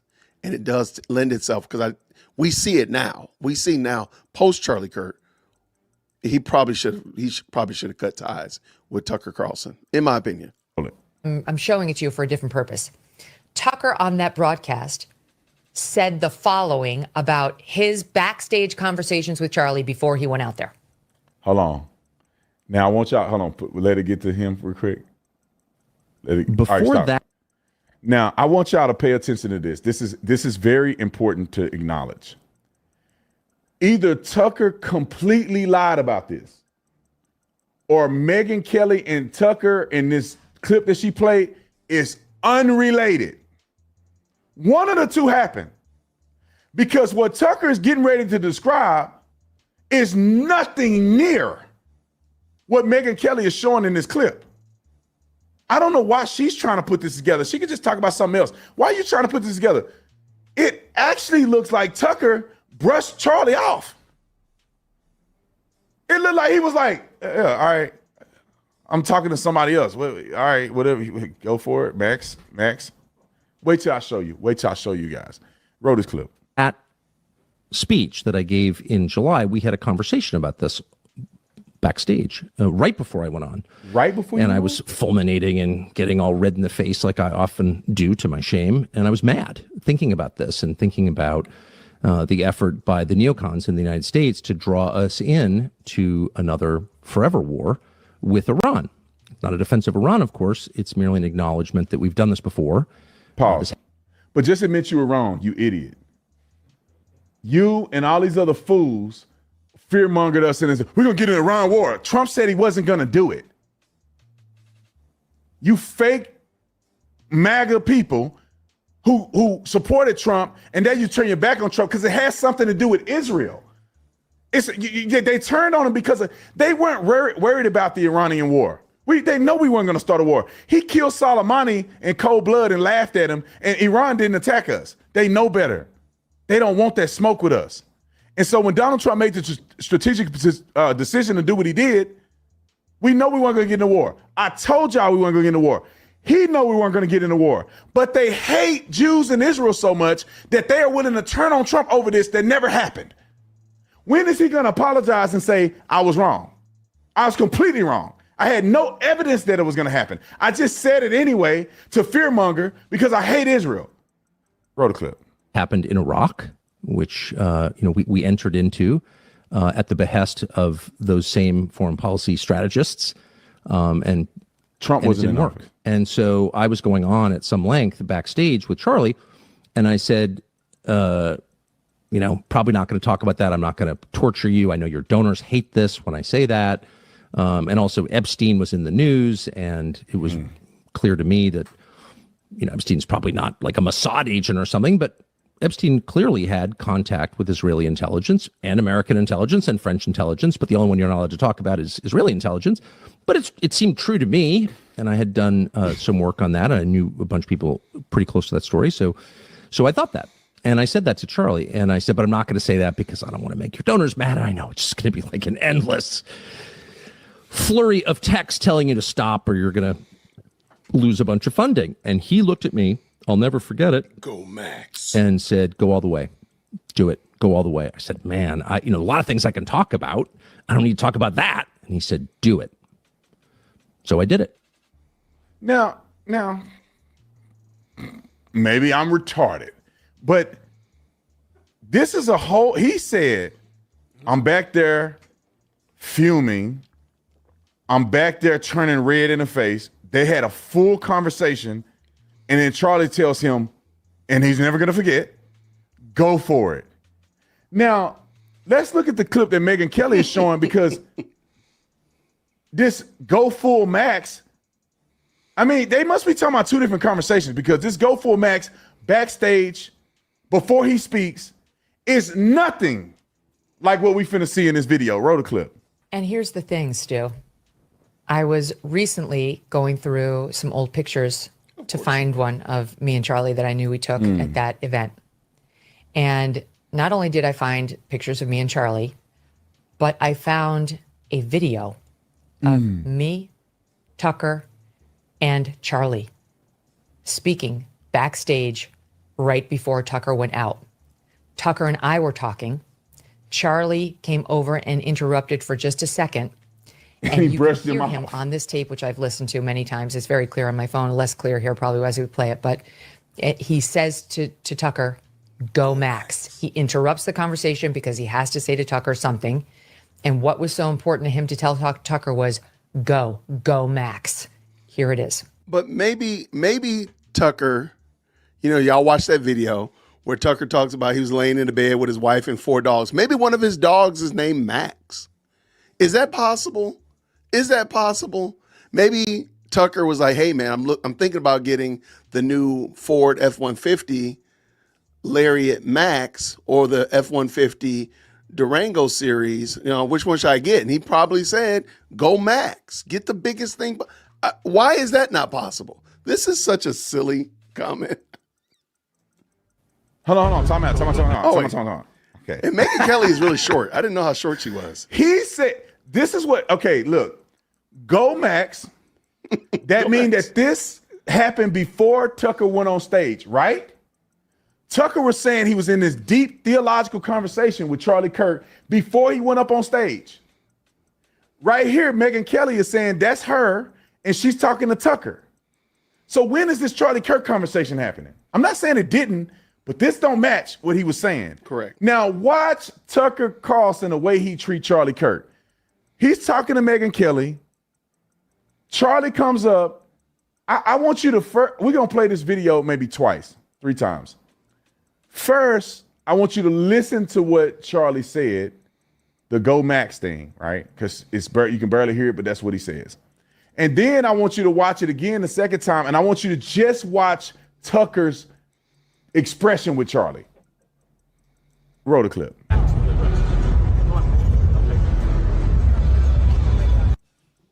Go back, bro. It's like he didn't even, when you talk to somebody, you like when Charlie, and I got to tell y'all this, Charlie said something to me backstage very similar to this. Did he tell you Let's play it again. Just watch Tucker's reaction. Can you make it full screen? That picture? Because I want y'all to see this. Go ultra. Watch Tucker's reaction to Charlie. Is he interested or not interested is the question. Roll the clip. Here it is.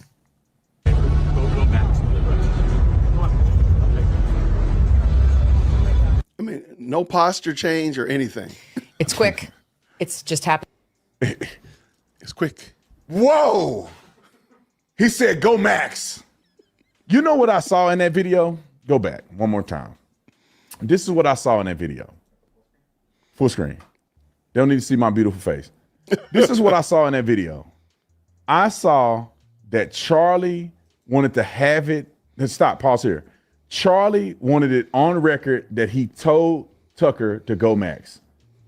If you look at it, there's a person set up clearly that's filming this interaction. Correct. When Charlie says what he says, he looked directly at the camera And I don't know if it's because he orchestrated this, because Charlie does stuff like this. Obviously, you want to go viral. They want to have these moments. This is what they do. There's nothing wrong with it. But I think that's what this was. This was a video of Charlie saying that, and him wanting it on camera, that he had a moment to tell Tucker to go max. But unfortunately, Tucker was not interested enough to give him the time of day, and he just he kind of like whatever, and went back to having a conversation with Megyn Kelly. Roll the clip. That's what I see.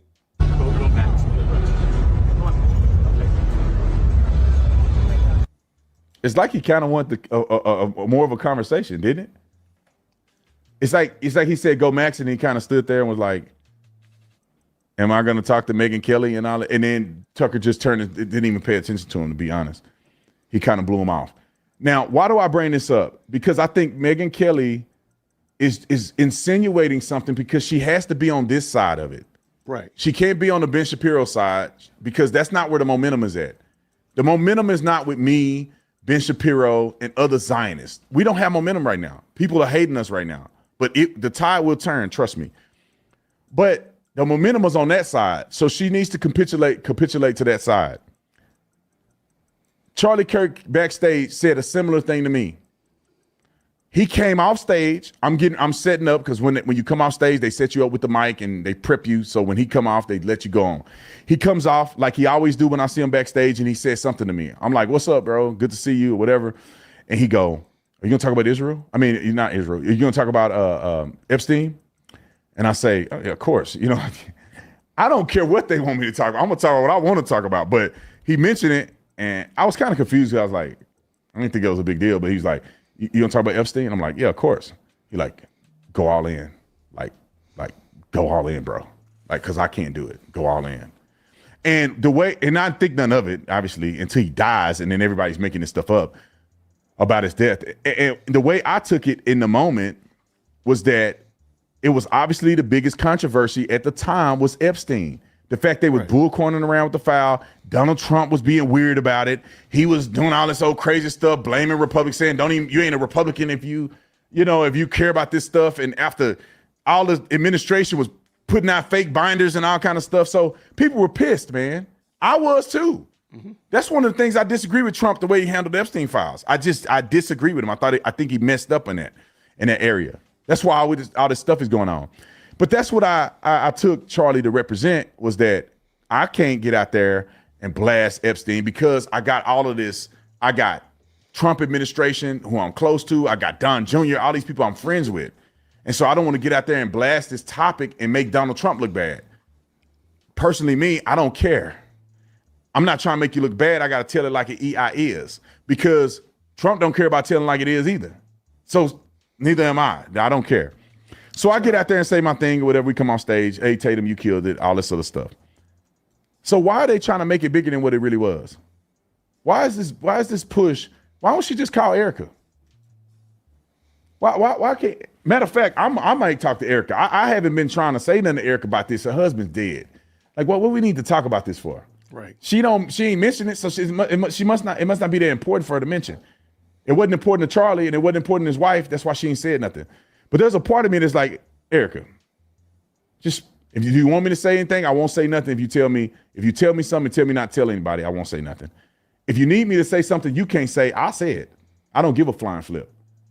I want to know, like, what do you think about this stuff that they're doing? Why are they characterizing Charlie as a certain way? Now, I got more evidence that I want to share with you real quick, because for them to insinuate that Charlie was like afraid of his donors to get on stage and criticize Israel, do I need to show you exhibit A, B, and C? I guess I do. Come on, pull up that clip 104. This is Charlie at the Patrick Bet-David on the Patrick Bet-David podcast. Now you tell me, does Charlie seem like he does seem a little hesitant, but he said it anyway. Do it seem to you like he cannot speak on this or his donors are going to do nothing? He did it right here. Roll the clip. Netanyahu now has an emergency government and a mandate to lead. I'm not willing to go so far that saying that Netanyahu knew or there was intelligence here, but I think some questions need to be asked. Was there a stand down order? Was there a stand down order? 6 hours? I don't believe it. Israel's the size of New Jersey. When I took a helicopter ride from Jerusalem to the Gaza border, it's 45 minutes. Wow. 6 hours. They're live streaming the killing of Jews. Did somebody in the government say, stand down? That is a legitimate, non-conspiracy question.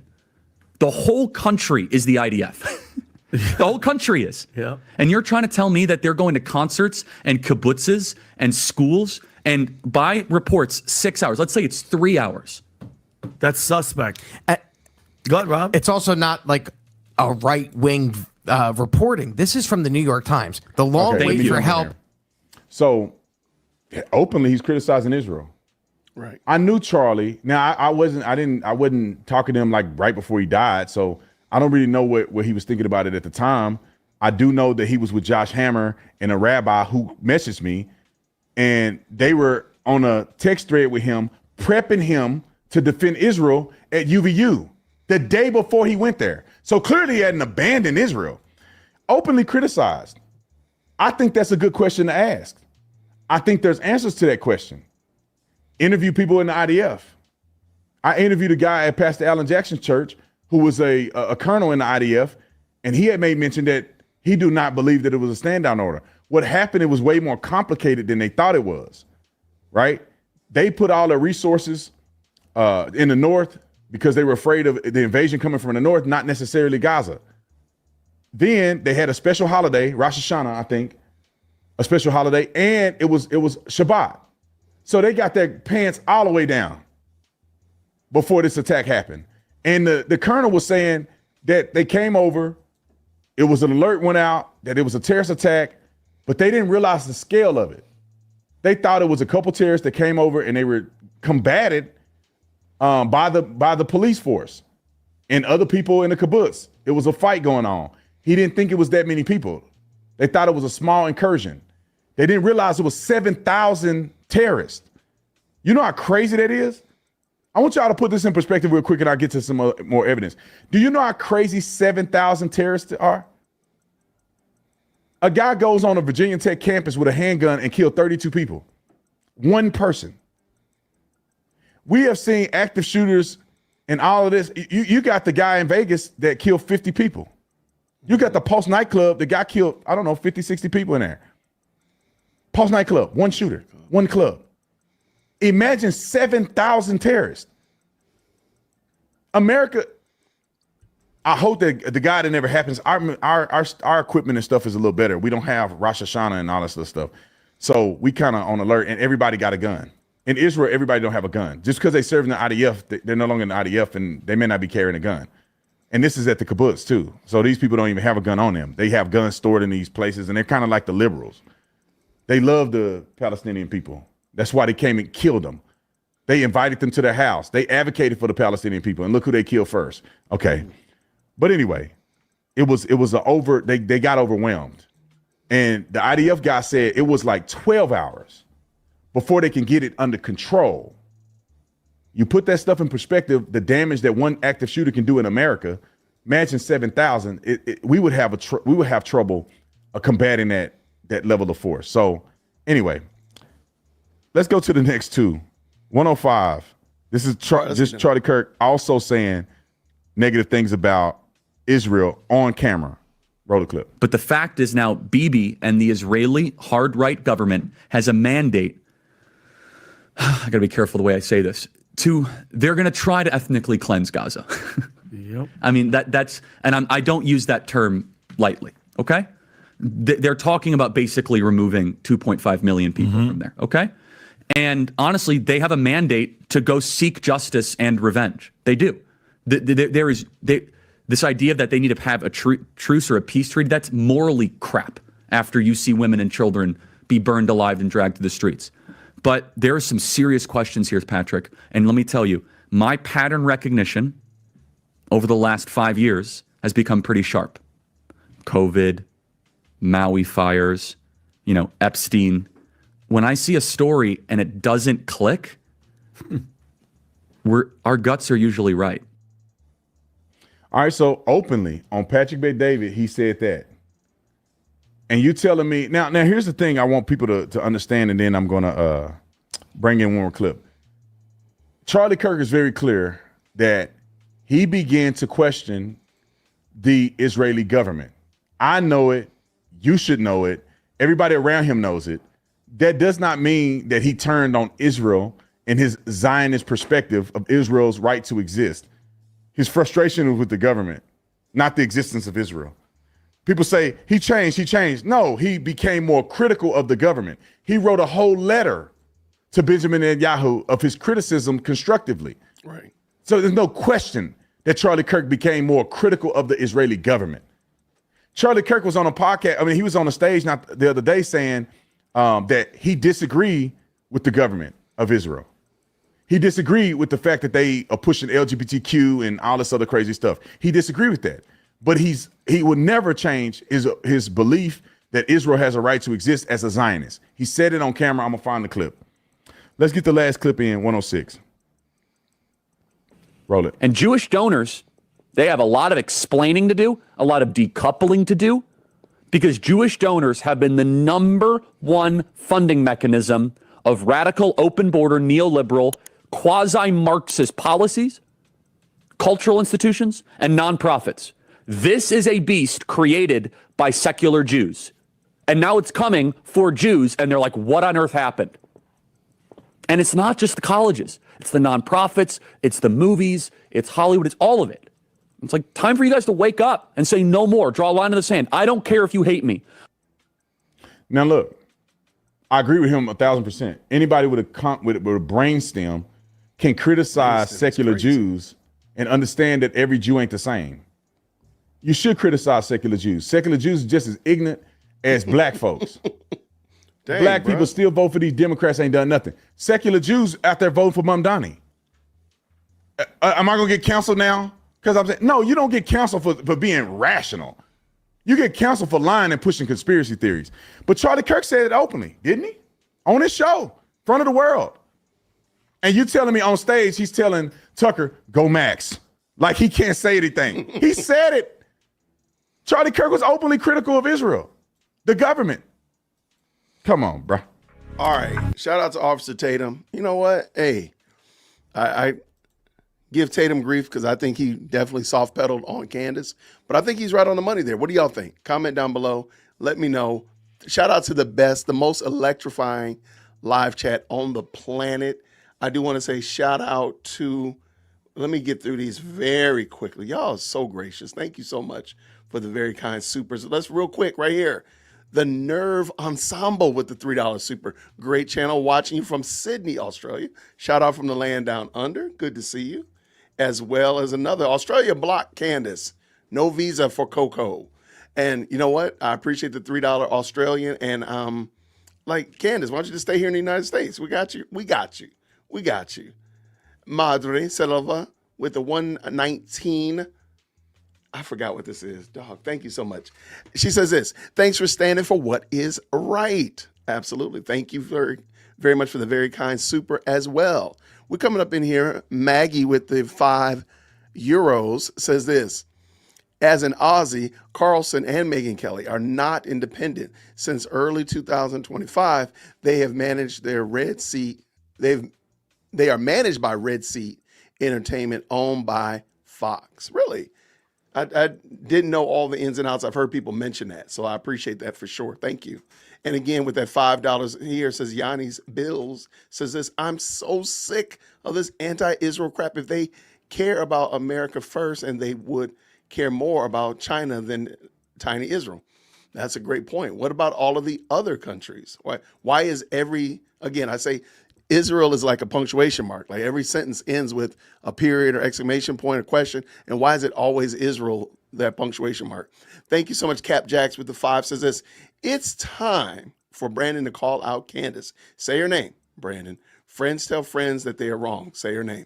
I'm right there with you. I understand 100% what you mean there. And I thank you so much. And I want to say thank you to Created by the Divine for the $50. She's a stream sponsor.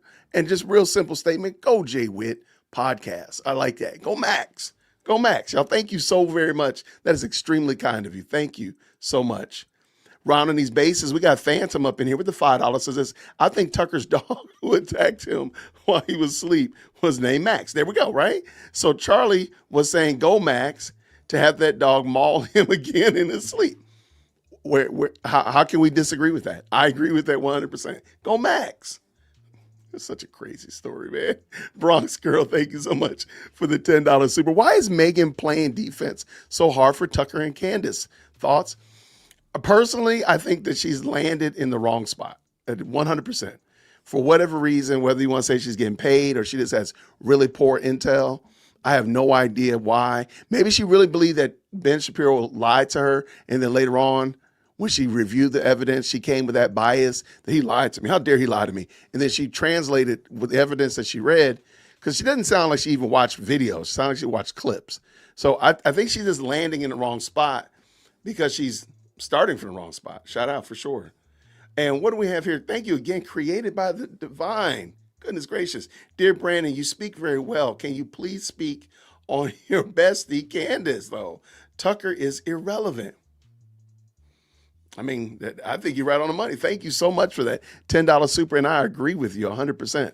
Y'all, thank you so much for tapping in, everybody. Candace is supposed to go live at 6:15. It's 6:17. We are on Black folk time, I guess.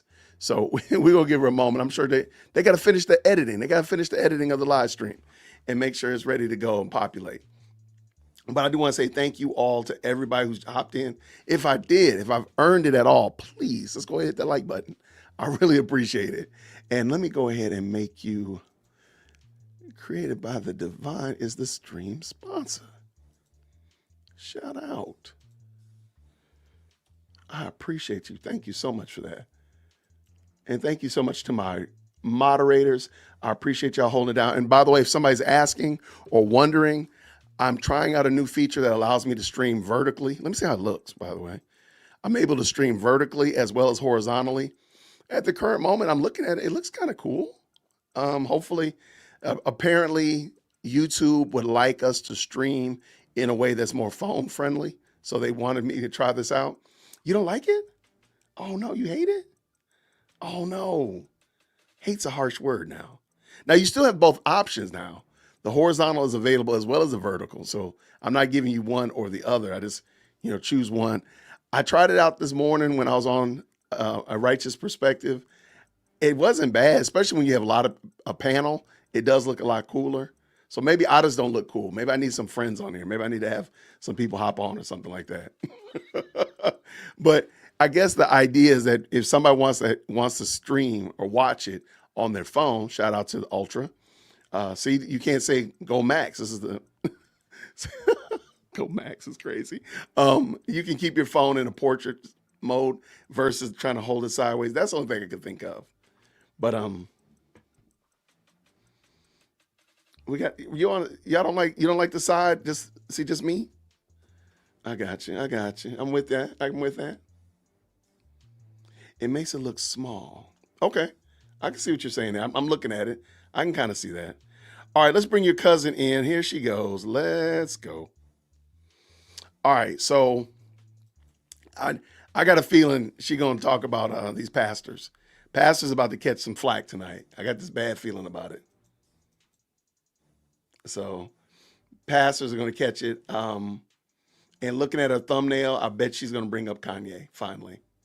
We're going to see. I think she's going to bring up Kanye. So we'll see. Yeah, my bingo board is going to get full. I don't know about CIA and FBI. I got to come up with some shenanigans on that one. We'll find it some way. We're not above cheating, so it's all good. It's all good. Thank y'all, everybody who's hopped in. Man, we got a lot of people up in here. 839 folks. Shout out to y'all. The 20 that are on X watching. Appreciate y'all as well. What we got here? Megan needs that secret Mossad B treatment. That is hilarious. Shout out Phantom with the 2. I appreciate you. What'd you say, Jalen? Thank you for being the voice of reason out here. Go Max. See, we would ruin it if we made a Go Max shirt before they did. Shout out JD. Would you share that with the chat? The photo? I said, yes, I got you queued up. Hold on one second. Make sure I got that right. Did I download it? I did. Yes, I got you ready, my brother. All right. Well, since Candace is on Black People Time, real quick, shout out to JD. He sent me this earlier. The Crush Part 2.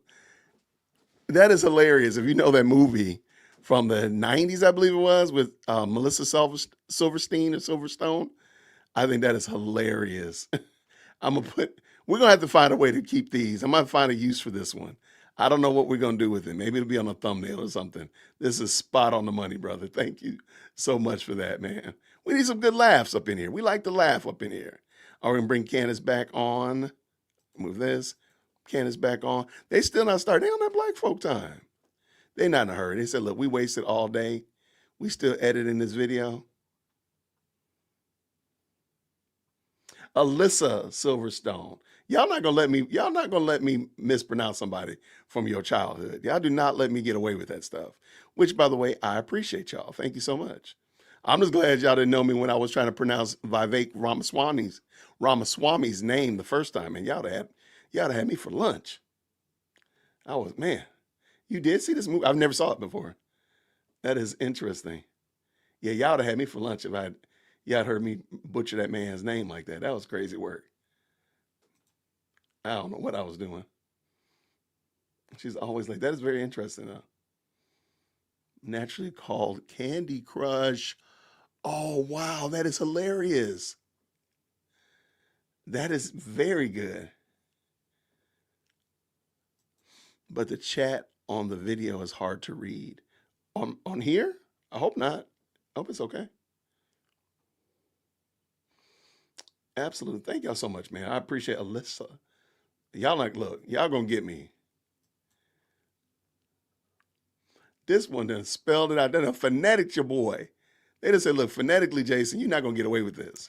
All right, you guys, happy Friday. Green hearts in the and chat I'm if just you going to can jump right in and tell you that somehow all of my investigations are converging.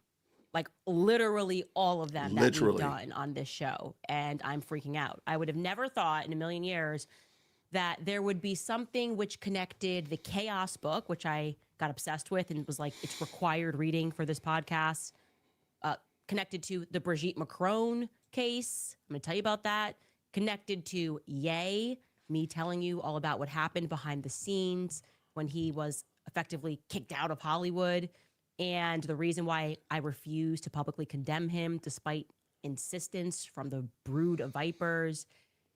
I don't know how it's possible, but Charlie Kirk's assassination is pulling in all of these elements, and we need to speak a lot more about the Calvary Chapel and also Britney Spears. Suddenly Britney Spears is here. Britney Spears and everything that happened to her is now increasingly relevant. Ladies and gentlemen, welcome back to Candace. Y'all, that woman that got Britney Spears up in the chat. Y'all, type Britney in the chat. How did Britney get into the chat? This is fascinating. How this woman comes up with these things. I am intrigued. I'm sorry. Morbidly intrigued. I don't know how much more I can enforce to you all that we have to steel ourselves against psychological operations. It is all about psychology. That is the name of the game. We are living inside of one big psychological operation. I am convinced. I've seen enough. There's just no other way to present that information. It's a fact now that everything is fake and gay, and dangerously so. And I was freaking out realizing that quite. Do you realize when she says everything is fake, that means her too? Do you realize that? Like everything? But of course, the Candies. Oh, by the way, shout out to the Candies. Y'all know y'all got a seat up in the front of the church. Come on up here. We already saved y'all a pew up here. How is it that everything is fake except Candace? And that's not a cult. How does that even work? Y'all, please let me know in the chat. Literally all of our investigations over the past 2 years were coming together here. Brigitte Macron, where did we end up, by the way? Where did we leave off on the Brigitte Macron? You're still being sued. To you guys about MK Ultra. How odd it was that of everything I said in my series, Brigitte Macron and Emmanuel had a heart attack when I started discussing MK Ultra. They brought it up 18 times in the lawsuit against me, way too many times in the lawsuit against me. And I realized we were on the right path discussing this. That's not true. It brought me back to that road. It brought me back to the Hate Asbury Clinic. We're going to talk about that. And the program that they're running throughout California. Yay. When I said why I didn't speak out was because I recognized that he had done something tremendously brave, and that That poor man. entire mafia descended on him. It was a psychological operation. They put him on a Psych 5150 hold, which is one of their strategies. I saw that. And effectively, he had been MK Ultra'd, right? By putting on that Psych 5150 hold. Jeffrey Epstein. Oh my I did a mini gosh. series on Jeffrey Epstein. We spoke about the blackmail. We spoke about the trafficking through big companies, because nobody blinks an eye. If it's a modeling agency, nobody blinks an eye. As he was funding tons of mechanisms, particularly models in movies. Harvey Weinstein connection. I spoke with him. It was very weird that they took out Harvey Weinstein. That is a fact. At this point, y'all, we are now watching we're watching a living, breathing Rube Goldberg machine. I used to, as a school teacher, most of y'all may or may not know, I used to be a school teacher. I used to teach first and second grade. And one of my favorite things to do was to have my kids create machines that would do silly things, like deliver a book across the room. But they have to, again, you've seen these Rube Goldberg machines. They also really like dominoes, those events where you just try to make as many dominoes fall as possible. And this is what we're watching here. We're watching a physical example of a Rube Goldberg machine. That's all it is. We do not have to take this seriously by any means or measures. This is insane. Okay, let's go. Shout out to the best live chat. Via the Me Too movement. And I had posited to the audiences that movement may have been about hostile takeovers of companies. And of course, as we've been discussing on the show, Zionist Inc. Everybody understands what Zionist Inc. is now. You see it everywhere. You cannot question Israel at all, or they descend on you. It's funny because when you challenge Candace, they descend on you. They descend on you as well. So real quick, if you have Israel Did It on your bingo board, you can go ahead and have it. You can have it right now. Bingo board, of course.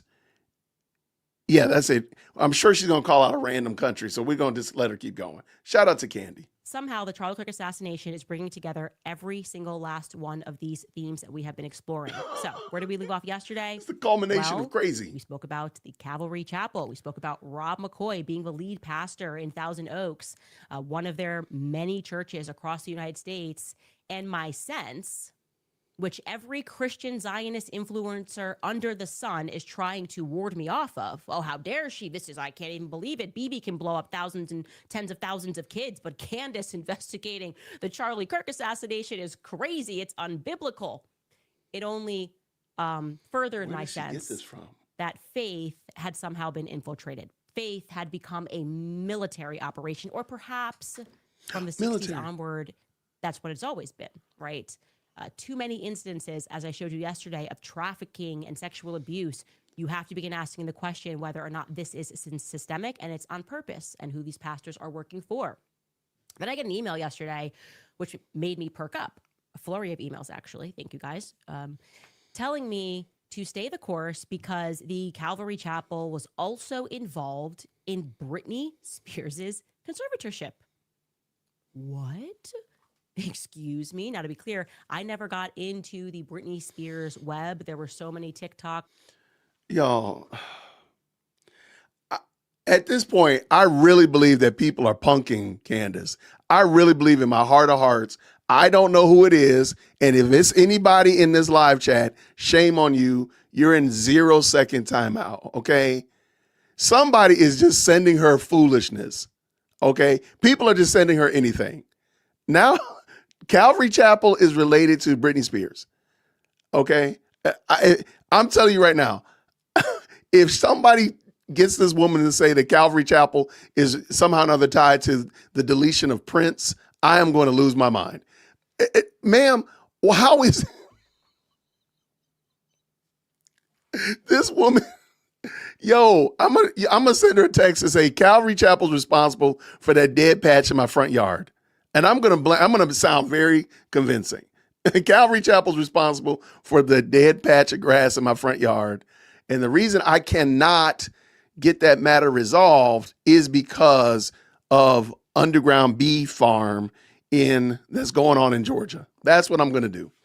This woman is insufferable. How do y'all take her seriously? If you're a Candy, please in the chat, tell me, how do you take her seriously? I really want to know, because I don't know how to take her seriously at this point. I don't. Britney Spears entered the chat. Hold on, I got back up just a little smidgen. Britney is in the chat. Lord have mercy. Excuse me. Now, to be clear, I never got into the Britney Spears web. There were so many TikToks, so many people that did the research, dedicated their time to it. I just wasn't one of them. And I will therefore make it clear that I am not an expert on this case. I obviously could not have become an expert overnight. But after that's not stopped you at no time. Nothing has ever stopped you from speaking on a matter that you don't know about. We've literally watched you talk about topics, Candace, in real time. You have Dunning-Kruger effect on crack cocaine, Dunning-Kruger effect on that Breaking Bad blue meth. Nothing stops you. It don't matter if you mispronounce something. It don't matter if you just heard about it. You will talk about it. Do not act righteous now. And by the way, shout out to that pause right there. That's going to be on the thumbnail. I don't care what nobody say. I'm putting that on the thumbnail. Let's go. Part of that being around him when everything went down, I got the gist of the fact that celebrities are very much controlled, what they can't say, who they're allowed to date, and if they step one bit out of the carefully orchestrated narrative, something comes down on them and begins to control them in operation. I get the gist. Now, so that we can have a little bit more of a gist, particularly who they were referencing is Lou Taylor. Lou Taylor apparently was very much involved. That is what has been heavily insinuated, and even by Britney Spears herself. If you need random person on your bingo board, if you have random person on your bingo board, go ahead and take random person. Who's Lou Taylor? Did Britney delete Charlie? Did she do that? Hit me, baby, one more time. What in the world? I cannot take this seriously. We are no longer serious. Candace Owens is not serious. How do you say not serious in another language? We're going to have to make a shirt that says not serious. Got involved and pushed for this conservatorship. That is what has been alleged. I'm going to allow Brett Cooper, I'm just going to rip this content from her show, hopefully she doesn't mind, to explain how Britney Spears was effectively infiltrated. Take a listen. We need to understand a little more of Lou Taylor's history. So, Lou Taylor became involved with Britney Spears in 2007 after she was hired to help manage Jamie Lynn Spears, and this was right around the time that Jamie got pregnant.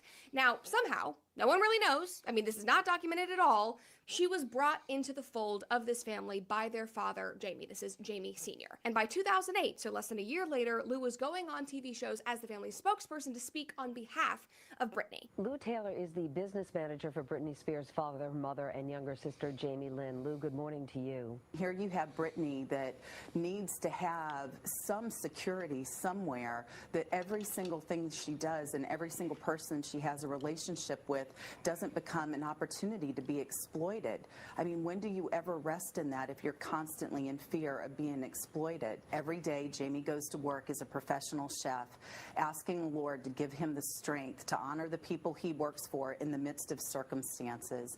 That Lynn Spears is a mother that is brokenhearted just because she's apart from her daughter, that she loves her daughter so much, and again, asking every day for God to give her strength and for her to continue to have hope. And her mom stated in her memoir, Through the Storm, that Lou and Britney's father had discussed putting her in a conservatorship shortly after that happened. So this was all around 2008. But the missing piece here, and guys, this is what shocked me, is that Jamie Sr. had around this time allegedly filed for bankruptcy. He had done this multiple times. And Lou Taylor's firm gave Britney's dad a loan of $40,000. Now, we don't know why, but he had just filed for bankruptcy, and this woman gave him $40,000. Now, within months of this loan, the conservatorship of Britney Spears was implemented. This was in February of 2008. But Lou and her father, even though Brittany was apparently not able to function, she needed to be under this conservatorship, they kept her career going. Listen to this. Only months after arguing that his daughter was incapacitated and therefore needed to be under his control, Mr. Spears committed her to an 8-month tour named Circus. TriStar, that is Lou Taylor's company, was hired to serve as the tour's business manager, handling its finances and accounting, and the tour grossed an estimated $130 million. Money that was now under the control of Lou Taylor and Jamie Spears, the father.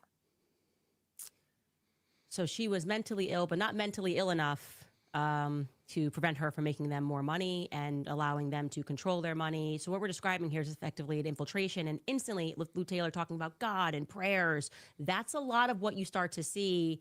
And then when you look beneath that layer, you start to go, okay, you start to ask questions. Then suddenly the God people get upset. Okay, what she's describing there is effectively an infiltration, but it's going to get crazier. And I want you to hold on to that idea of an infiltration, because also yesterday, after I covered Rob McCoy's Potter's Field scandal, the one that happened up in Montana, where I described to you an organization, a faith-based organization, and I told you that then suddenly people were wondering what's happening with the finances, didn't know where the money was going. Rob McCoy steps in as the CFO, and there's articles about it, and essentially this organization sort of disappears overnight.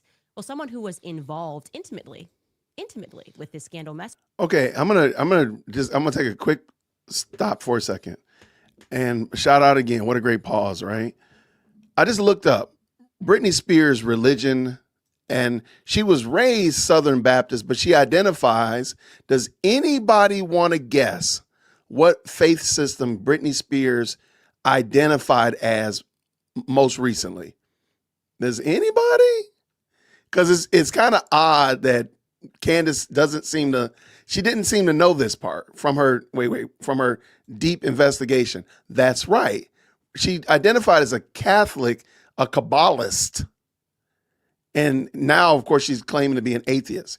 So where are the God people in this? I'm just wondering, Candace, this is ridiculous. Now she does identify as an atheist, but she was raised Southern Baptist. When she was shaking her tail feather, she was a Kabbalist, which is some kind of form of Catholicism.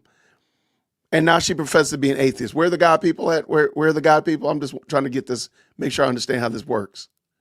And so, and even more than that, I'm trying to understand, what in the Sam devil has this got to do with anything? What are you talking about, Candace? This is embarrassing. Y'all, come on. Shout out. Dude, how do you keep pausing like this, man?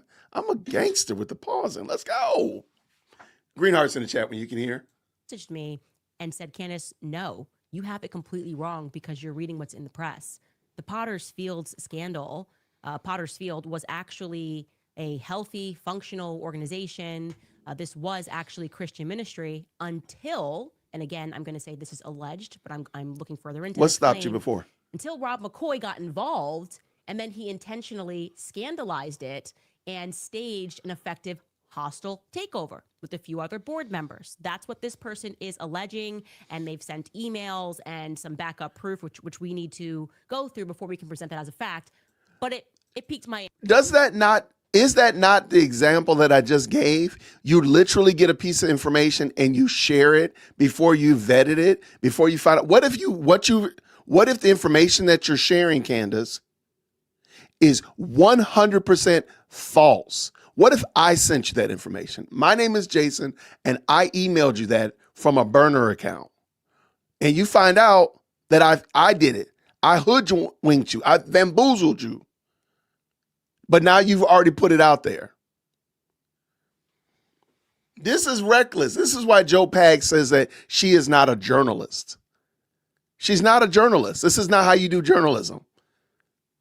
Interest, the idea of a hostile takeover designed as faith-based almost, right? Like we're doing the right thing here and we're trying to help.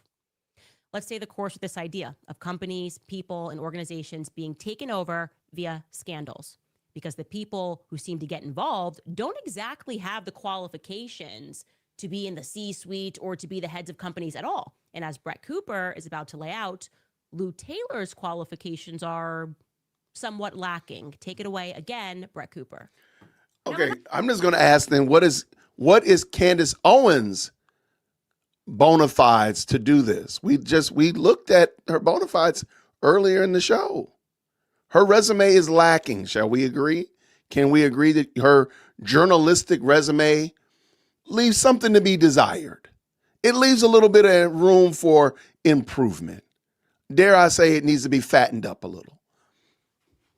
Another thing that I think is important to understand about Lou Taylor is that Lou is not a talent manager. She's not here to just oversee brands or help deals be made. She's not like an agent or that kind of thing. She was playing the role of business manager, which is a financial role.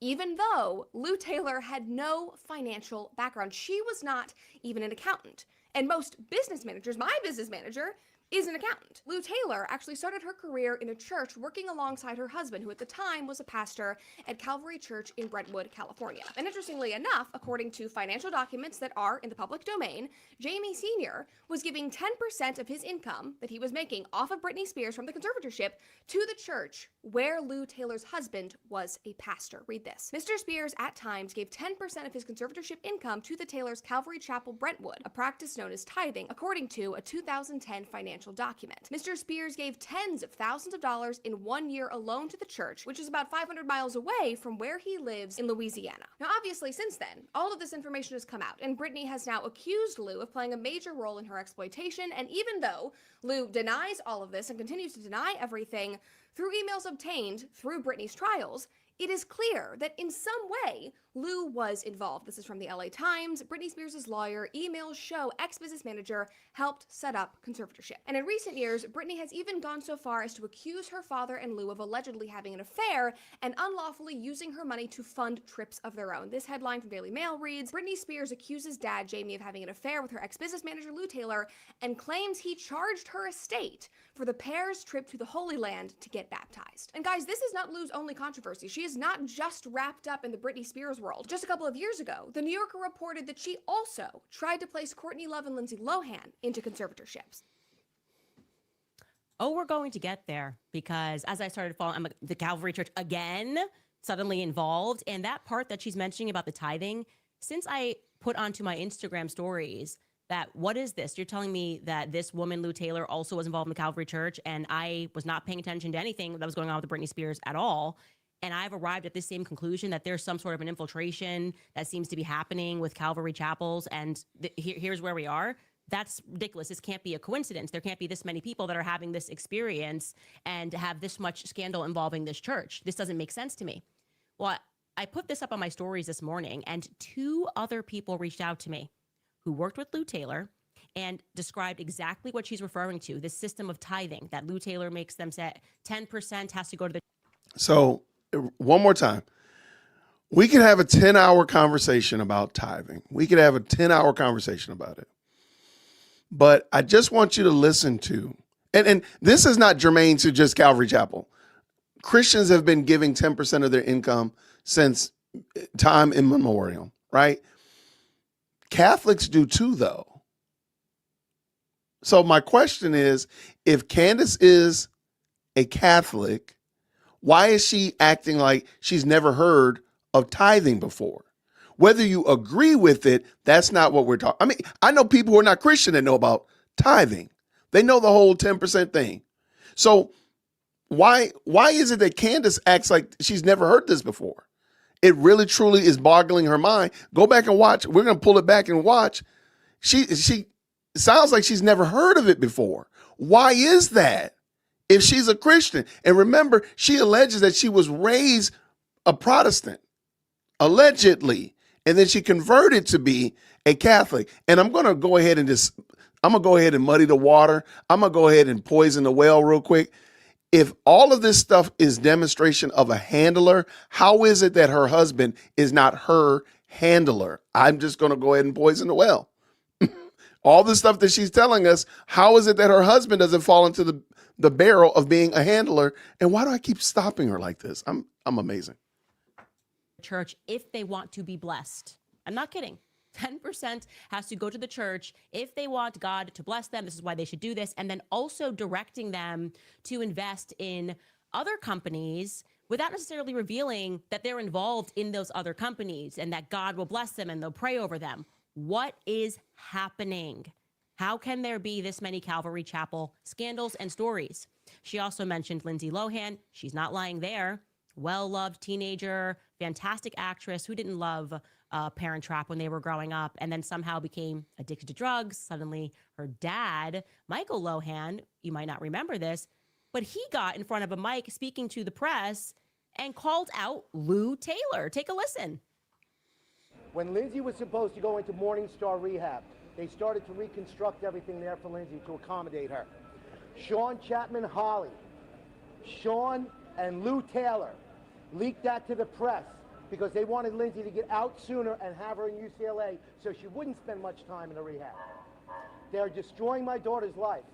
I'm praying that Dina finally gets on the same page with me and does something about this. Now, Skylar, do we have the email, by the way, before I even get into what Courtney Love told me? Do we have the email somebody sent me? And guys, just, I blacked out a ton of this email because it's way too identifying. And this sounds like a very scary syndicate, in my opinion. So I don't want to put anybody at risk. But Yo, this woman is hilarious. I don't want to put anybody at risk, but I'm about to do so. I don't want to put you at risk, but I'm about to put you at risk. Doesn't it sound like the video that we watched from Milk Bar earlier about how she didn't care that she was doxing people? She doesn't care that she's putting people's information out there and putting their lives in jeopardy. Please convince me that this woman cares. Please. Yeah, I'm laughing at her. This is crazy work. This woman is insufferable. Shout out to Candy, because my goodness in the morning, she is a joy. You're going to have six-pack by this summer, y'all, because we just going to watch this and laugh. So you're going to make sure you squeeze your abs when you're laughing. You're going to get your six-pack. You're welcome. Let's go. Somebody who very much knew Lou Taylor, worked with Lou Taylor, sent me this, which is interesting.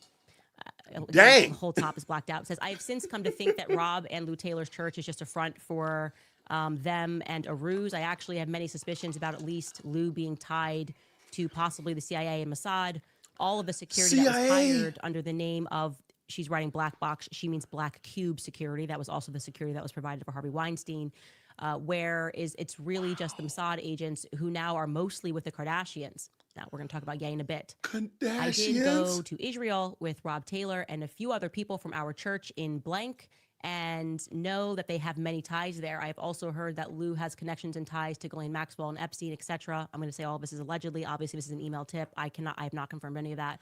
The reporter's trying to... So let me just make sure I have it right. Because y'all, real quick.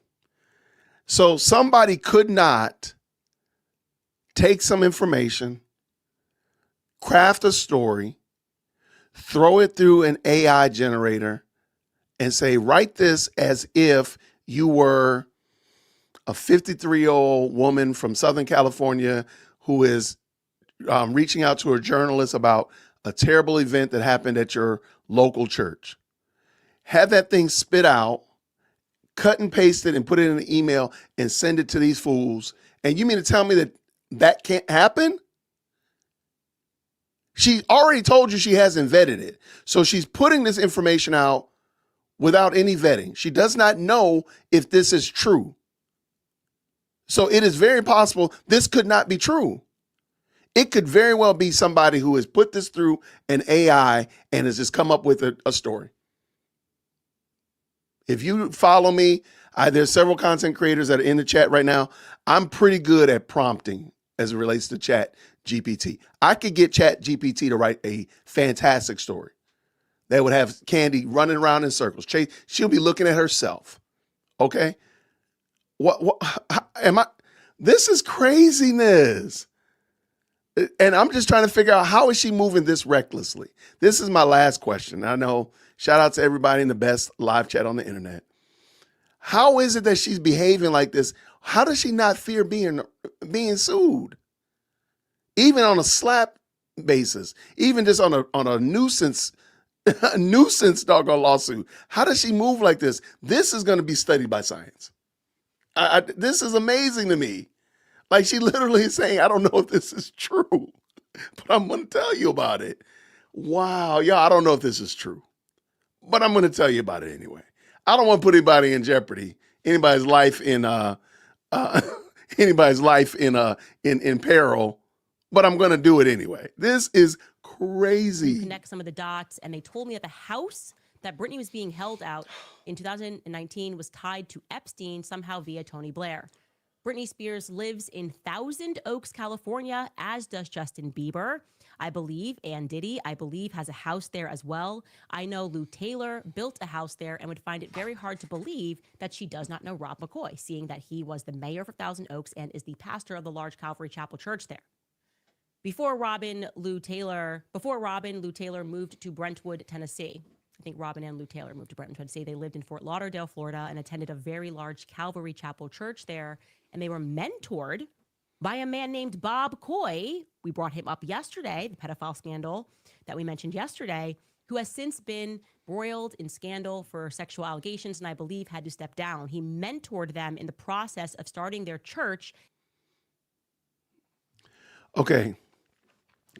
Real quick, just in case you need evidence that I've made this case, and shout out to the best live chat.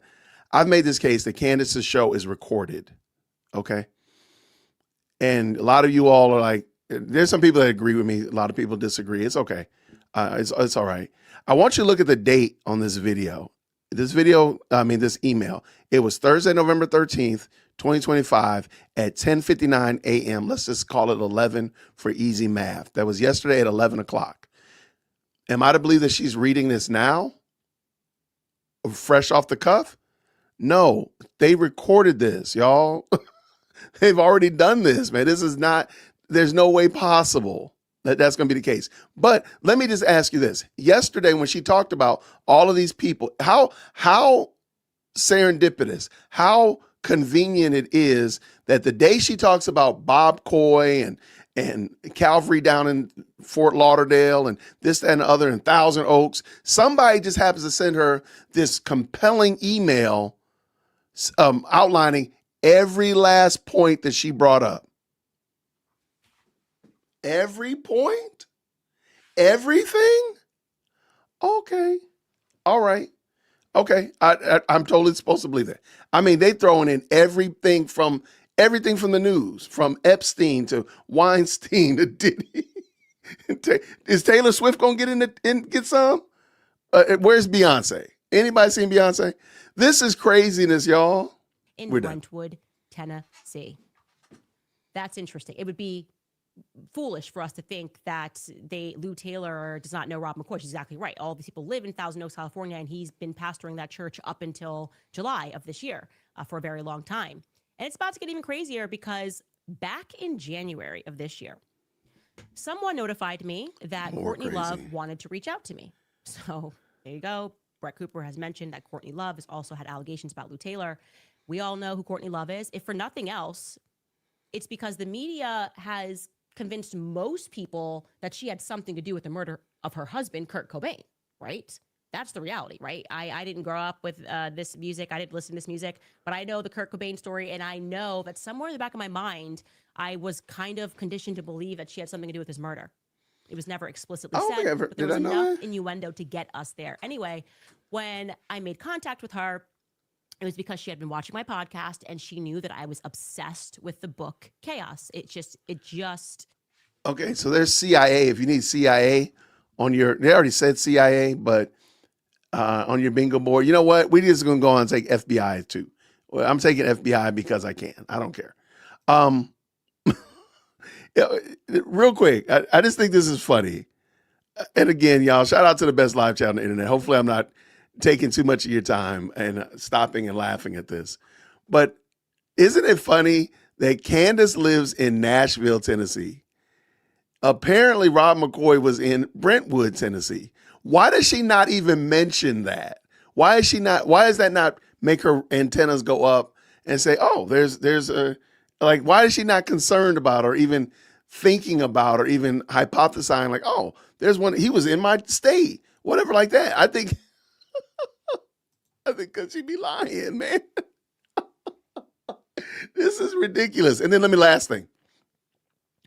The reason why Candace, in my opinion, the reason why Candace is so far gone is because she has obsessed over this book.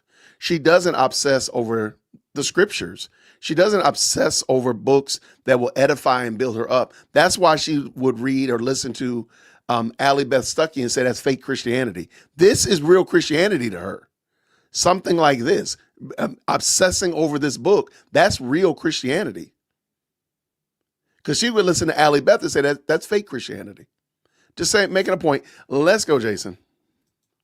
My mind just exploded, Your understanding mind exploded. It's crazy. how severe a psychological operation could be, the media being complicit, convincing us that murders happened. I ended the book and I said, did anybody die that night? That is how wild of a journey it is. The same year, of course, as the moon landing, an entire psychological operation. And you just go, what is real? What is not real? I don't know. If you have not read that book, you should read it. No, you don't And need I to. became even more obsessed with learning everything that I could about the 60s and the military grade MK Ultra program that our government employed in place after JFK was shot, right? Actually putting journalists on payroll to control our minds. If you are new here, you absolutely must read that book. You have to understand how this thing works. This is why I put together my book club, because it's so I challenge much you on that. You that don't you have just to. start to wonder what is real, what is fake. Are we actually living in a simulation? How could I have believed all of these things about people on the basis of what I read in the media because they gave you some sort of an authority, right? They present themselves as some sort of a authority, or they have expertise in this area that they fact check. And I think post-COVID, we're all ready to digest that these are psychological operations. Courtney at that time, Courtney Love, told me so much information in January of this year. It was like she basically wrote me a novel. I couldn't process it. It was information overload. And if she had sent that to anybody but me, someone would have looked at this information and said, oh, this is just crazy. She's crazy. Truly, she's obviously insane, because people that are outside of the Hollywood matrix cannot grasp or comprehend what goes on inside of it. It's spiritually so offensive that we go, there's no way all of this can be going on. Then how can you understand it, Candace? If you are outside of the Hollywood matrix, according to what you just said, how do you understand it? And how do you know that your interpretation of what you're quote unquote understanding is correct? What is your metric for that? And she's going to say something is spiritual, which again, I find slightly comical, because only time she brings up spiritual is when it's in a negative sense. Anytime that something is spiritual and it's good, she speaks about it very, almost like she's spitting it out. Like it's almost like it's a cuss word. Tithing and faith and pastors. But anything, when she says demons, those are flowery words. Negative spirit, absolutely. Oh yeah, that's good. It just seems really odd to me that this is, again, Candace says she's a Christian. And then you join my book club and you read Hollywood Babylon, and you're like, oh, this is actually how the system was built in Hollywood. It was built off of this stuff. So while I personally did not understand the nature of what goes on inside of Hollywood, I did start to understand it after everything happened with Ye, okay? I saw it up close, and even I thought Ye was crazy, or was being hysterical when he turned around to me in my house and he said, when all that was going down and Adidas was canceling him and Gap was canceling him, he was like, are you an op too? Are you an op too? I was like, what on earth are you talking about? Until I fully came to realize what he meant. It started with that book Chaos, and I've just done so much research since. Now I fully understand what he was saying when he was asking me that question, if I was also an op, right?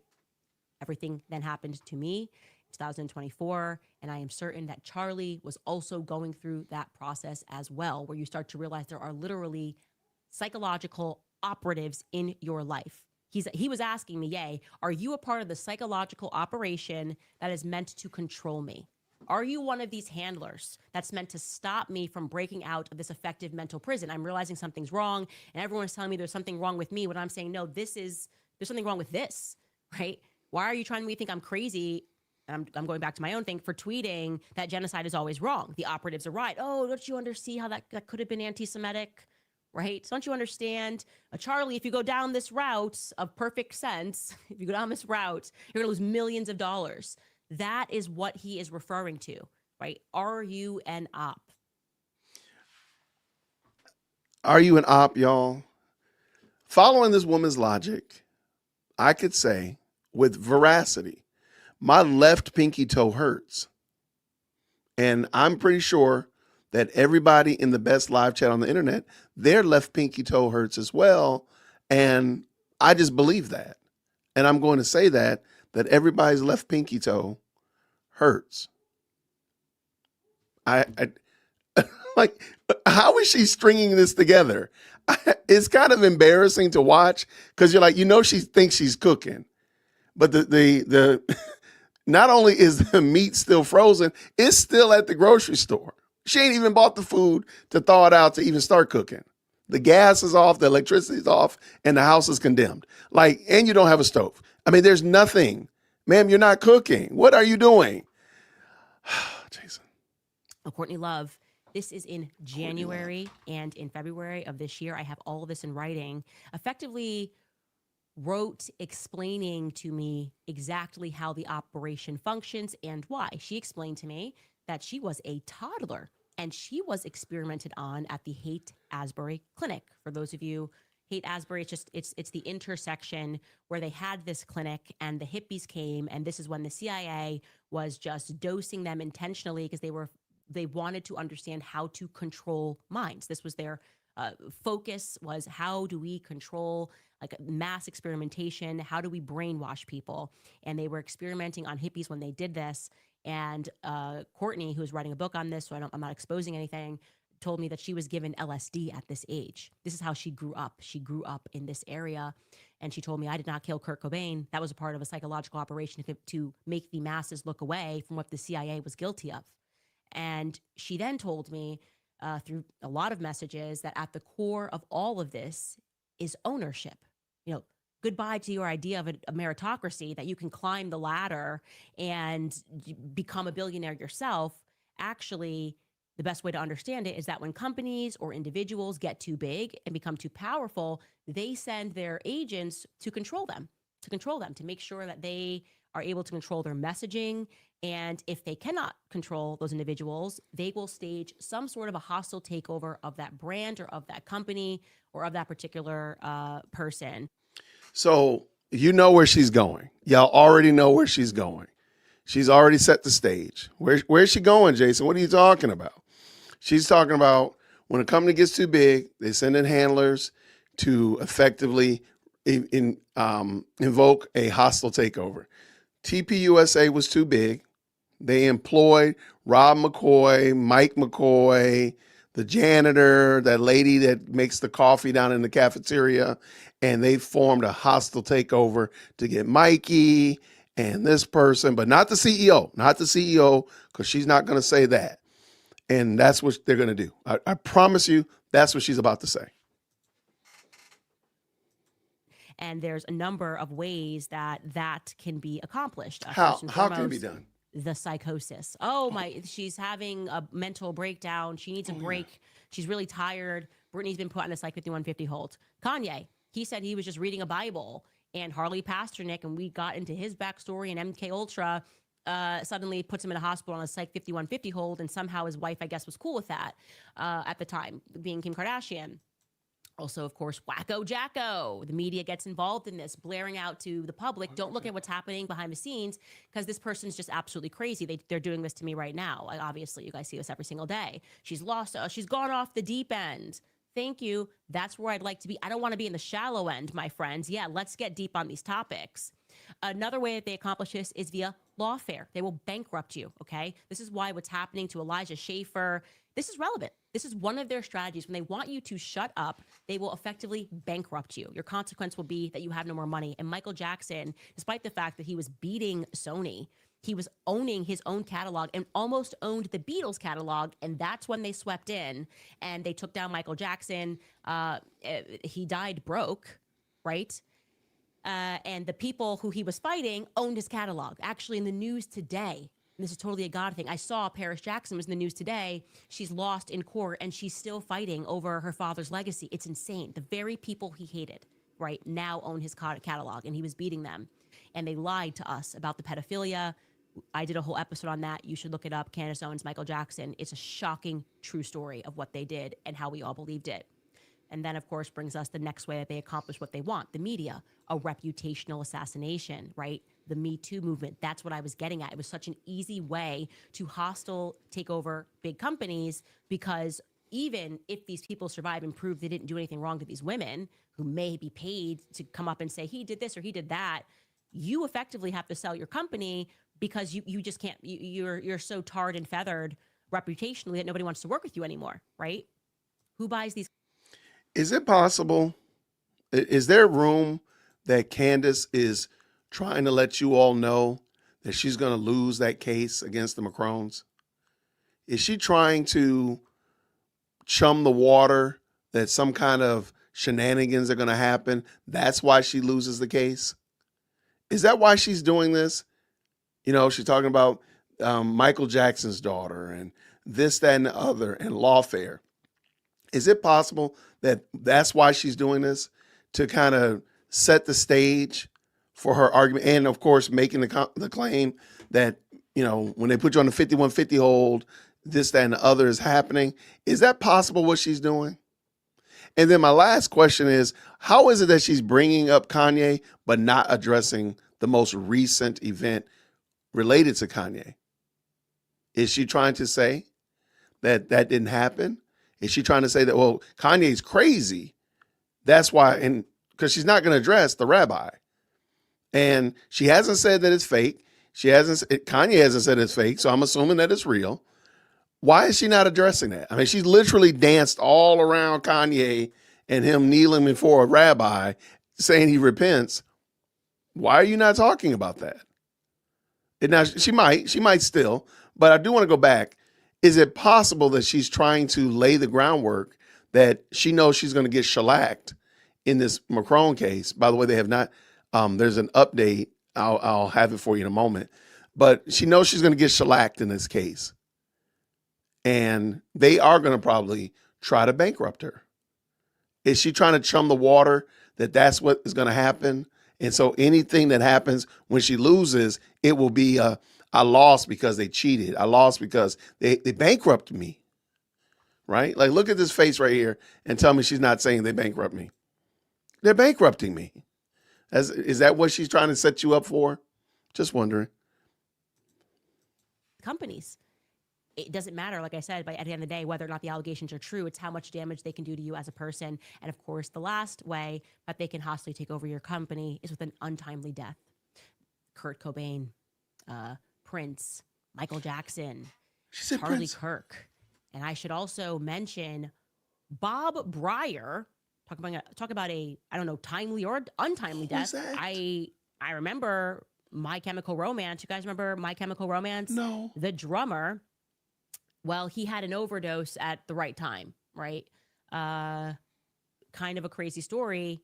The drummer posts this onto Twitter. This was October of last year. This is Bob Breyer. He writes, easy answer for that. Don't forget that Lou Taylor was my business manager for 18 years. We just separated in September because the Kardashians are the slimiest pile of garbage on the planet. They make a shitload of money, way more than I do, kind of like prostitutes. Anyways, I cannot be associated with them. Maybe Kendall, because she's kind of real and has an SF90 that I could drive. They actually have blood on their hands, and I know everything. Well, we're never going to know what he knows because he then died in a very mysterious circumstance. This is People Magazine. My Chemical Romance rocker Bob Breyer's cause of death ruled undetermined. Nitrous oxide found near his body. So he died from laughing gas. It's undetermined. And if you read that book, Chaos, the medical examiners are always in their pockets, which is really interesting when you have these. And again, if you read Hollywood Babylon, it gets into all of these true stories of just perfectly timed deaths, which we're never going to know the answer to what happened. Anyways, going back to what Courtney Love told me, and I'm looking back at these messages and I'm mind blown. She made it very clear, which to me, she intimated to me that this is a mafia, okay? This is a mafia, and they seek to own everything, every inch of land, every business, every organization, and you can trip onto their radar by making too much money. Like as soon as there's like layers of this, and first they're going to try to offer you a job and try to control you, blah, blah. And then if they can't control you, they will try to destroy you. But their goal is to just successfully infiltrate, right? Curiously, and I'm going to read this to you or else you won't believe me. She kept insisting to me through many messages that I needed to look into the quote unquote Mormon mafia, which she said sits above Hollywood and even sits above many Zionist Jews. Now, I want to be very clear because this can be offensive to people. Every faith has been infiltrated. Okay, we know that things are corruptible. This is not an attack on and saying every person in the Mormon church is involved, every person, the Catholic, no. But we know that at the top, things get corrupted. It's just a fact. And if you are actually a person that cares about your soul and you want to get into heaven, your job is not to defend corruption, whether it's happening in your church, in your backyard, in your own home. Your job is to try to root it out. And I'm sharing this text message because it's crazy that at the time that she sent it, I was like, I don't know any of this. I'm not. I got to stop for a second. Y'all, I really feel like I'm listening to, I done walked downtown Atlanta, down by the bus station. If y'all been to Atlanta, down in 5 Points, and down by the bus station, and there's those people down there yelling at pigeons and talking to clouds. And I really feel like I've sat down and found myself live streaming, watching one of these people. What in the heck is she talking about? A Mormon mafia. So because she's already told you that she will share information without vetting it, am I to believe that all of this information is correct without knowing whether or not it's correct? Is this a trust me, bro? Do I have trust me, bro, on my bingo board? This is crazy work, y'all. Oh, by the way, because she shows somebody's tweet, I'm gonna go ahead and take Twitter beef on my bingo board. If you have that, you can have it. All right, let's go back. Come on, Jason. This is crazy. She mentioned Lou Taylor, and I'm like, what are you talking about? So I'm going to read this to you. Okay. I just took a screenshot earlier today. She says, you're missing the critical parts, the bright, white, and delightsome, the original Nephites. So who is it that doesn't drink, doesn't gamble, but they run Vegas, and a lot of the Jews that are in Hollywood? Lou Taylor for Kim Kardashian and Diddy, Jay-Z, Beyonce, and she also owns the home church home to get Bieber from Hillsong. I looked that up. That actually is accurate. It looks like she owns or sat on the board of Church Home. I know you Bieber people that were doing the videos about that know a lot. That seemed to be accurate. It made no sense to me at the time because I'm not hip. I don't follow a lot of the Hollywood stuff. Really? And she says Christian non-denominational, but she's LDS, born and raised LDS. Bill Gates' grandfather, also LDS, polygamist, not hard to dig any of this stuff up at all. The corrupt Fed who called off the 2006 investigations into CNB Bank for Mike Hurt's estate and Tupac. And then this is a question mark. R. Todd Nielsen, that firm is still massive, but he had to then go. What are you reading? Be one of the 12 apostles to the new prophet in Salt Lake, and with Ensign and NGO. And she goes on, and she starts speaking about this. And when I say I receives, I just had no idea what she was speaking about. I feel like Candace gave her phone number to a crackhead down at the Greyhound station that asked her to buy her a 5-piece lemon pepper, hold the flats, extra wet. And she just gave them their phone number and they started texting her. What are you reading? And why? Yo, this woman, she really thinks she's cooking, y'all. Oh, this is so embarrassing. Because they're gonna roast her on Twitter for this. I mean, how you done gave your doggone phone number to some crackhead, and that crackhead is texting you back on a flip phone, just saying whatever. And she's reading it out loud. That's the thing that's the amazing part.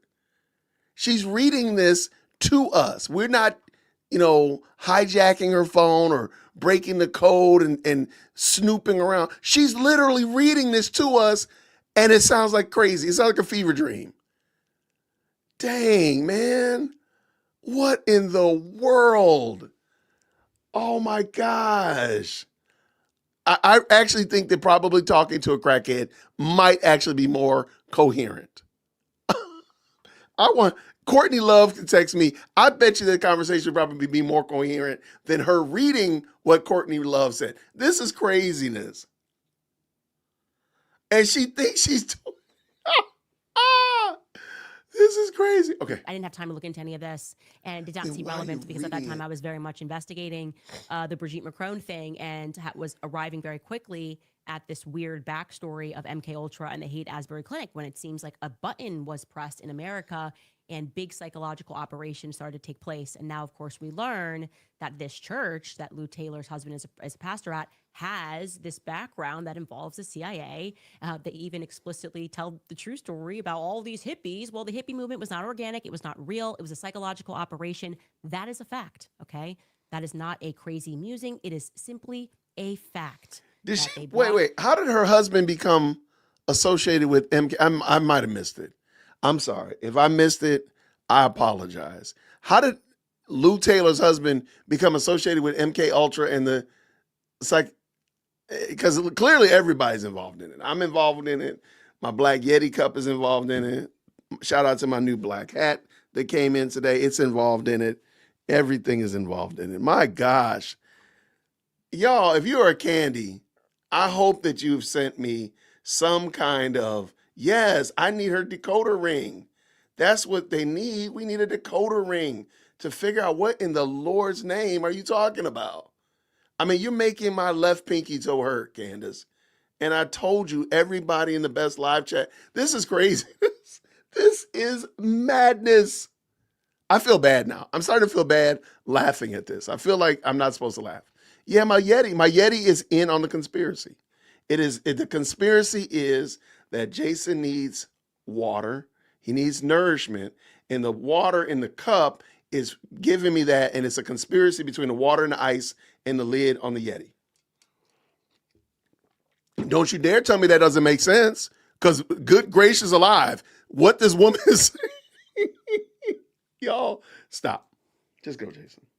This really became a way to ultimately attack the Christian faith, to divide the Christian faith. The story goes, these hippies decided to, give a fresh update to the Christian church. But then it turns out that a lot of these people that are heading these churches have military ties, high up familial military ties.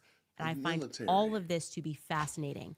And it has only made me focus more on this faith angle of TPUSA because I am telling you that when that individual was at his memorial, I hadn't even processed it because I was so in the grief stage. When they said that, something in me woke up where they said it was just so strange that everything was about faith, but like Turning Point USA was originally free markets and capitalism. And I remember you and Charlie running around and I went, yeah, that shifted pretty quickly. And this is where we need to look. And the stuff that I'm learning about Rob McCoy and the fact that people that are supposed to be biblical are telling us not to do that. And it's completely crazy. And Rob McCoy's up here trying to, I guess you could say, like launder the reputation of somebody who spent years in prison for abusing children. What is happening here? Something is not right. And this is only the beginning. I'm going to put this out there because I think a lot of people now need to start paying attention to the Calvary Chapel in whatever regard you're researching, whether it's Justin Bieber, as I just mentioned, whether you're looking into the Courtney Love thing, or whether you are focused on the Britney Spears thing. You need to look here. We need to understand what is happening inside of these churches. And I am definitively not letting go, obviously, of this TPUSA faith infiltration, which is what it looks like to me. We're going to take a brief break and we're going to come back and speak about the notorious Bush that we left off on a couple of days ago. All right, you guys, I've been speaking to you a lot about Riverbend Ranch because I absolutely The Notorious Bush is crazy work. There's a lot of bad jokes that can come from that. That's some nasty work. Y'all, you know what? Shout out to the best live chat on the internet. Real quick. Thank y'all so much, man. Thank y'all so much for the very kind super. She will get her people killed wearing her merch overseas. That seal on her shirt will have the foreign government looking at them and others to delete them. I don't even understand it, man. Thank you so much, Phantom. I don't even understand. Thank you so much, man. This is I'm really actually amazed. I'm actually kind of in awe. Like, this is crazy what we're watching. Thank you for the $5 super. He came back around with the 2 and says this MK Ultra is no longer a thing outside of LSD. She gonna let her tell the story. Again, my Yeti is in on the conspiracy. My Yeti is in on the take, man. Shout out. Maria says this with the $2. Why does YouTube allow her to continue this junk? That's a very good question. That's what I'm talking about. Like, if I said some of the stuff that Candace says, my channel would probably not be here anymore. I had my channel removed back in 2022 over something that I didn't even do. She does far worse in 4K. We're watching this in 4K. She's still here. Like, but everybody else is the op. Okay, I got you. Cap Jacks with the 5 says this. Someone has MK Ultra Candy when she wasn't looking. What the heck? I don't know. This is crazy. I'm really amazed. Like, y'all, this is some high level craziness here. Ruben comes in with a 10. Thank you so much, brother. She got the audience off Charlie Kirk's death to spread what it's really about, the spread of actual message of hate for Israel. I see what you did there, Ruben. I see what you did there. Yeah.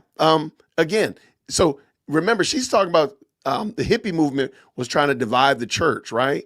But there was a movement at the end, at Charlie Kirk's deletion, that I'm like, ma'am, like, why are you not talking about that? Why are you not talking about the good that was coming from Charlie Kirk's death? And using that and say, oh, great things are happening and people are considering their souls and going back to church and wanting to make amends and really considering some deep things. Nope, we got to start talking about bees and Ninja Turtles. Okay, that makes sense. Shout out for real. And of course, Israel. Shout out Vanessa with the $2 says this. Calvary Church also responsible for Whitney Houston and Michael Jackson. Well, Michael Jackson caught the strays. I'm expecting Whitney to come in here too. Matter of fact, hold on, I got something for you. I got something for you about that, Whitney. I got something for you about Whitney. Here we go, right here. I have nothing. That's what she got. She got nothing. She has nothing. Shout out. Thank you so much. Call me, Commander, with the $5. Thank you so very much. No question, no comment, just loving the game. Thank you so much for supporting the channel. I appreciate you. Maggie says this with a $5 euro. Let's play Join the Dots. Ready? Dots are cat, dog, burning house. Bet you my story's different from yours. Hey, yo, that would be funny to take our bingo board and make a story out of it. Like, how are you accepting emails from your generic tip line and running with the things that you get without vetting it? Nothing could go wrong with that. My gosh. Shout out. Thank you so much. Roche with the $2. I appreciate it. And again, with another, she said, what are these people magazine and the craziness?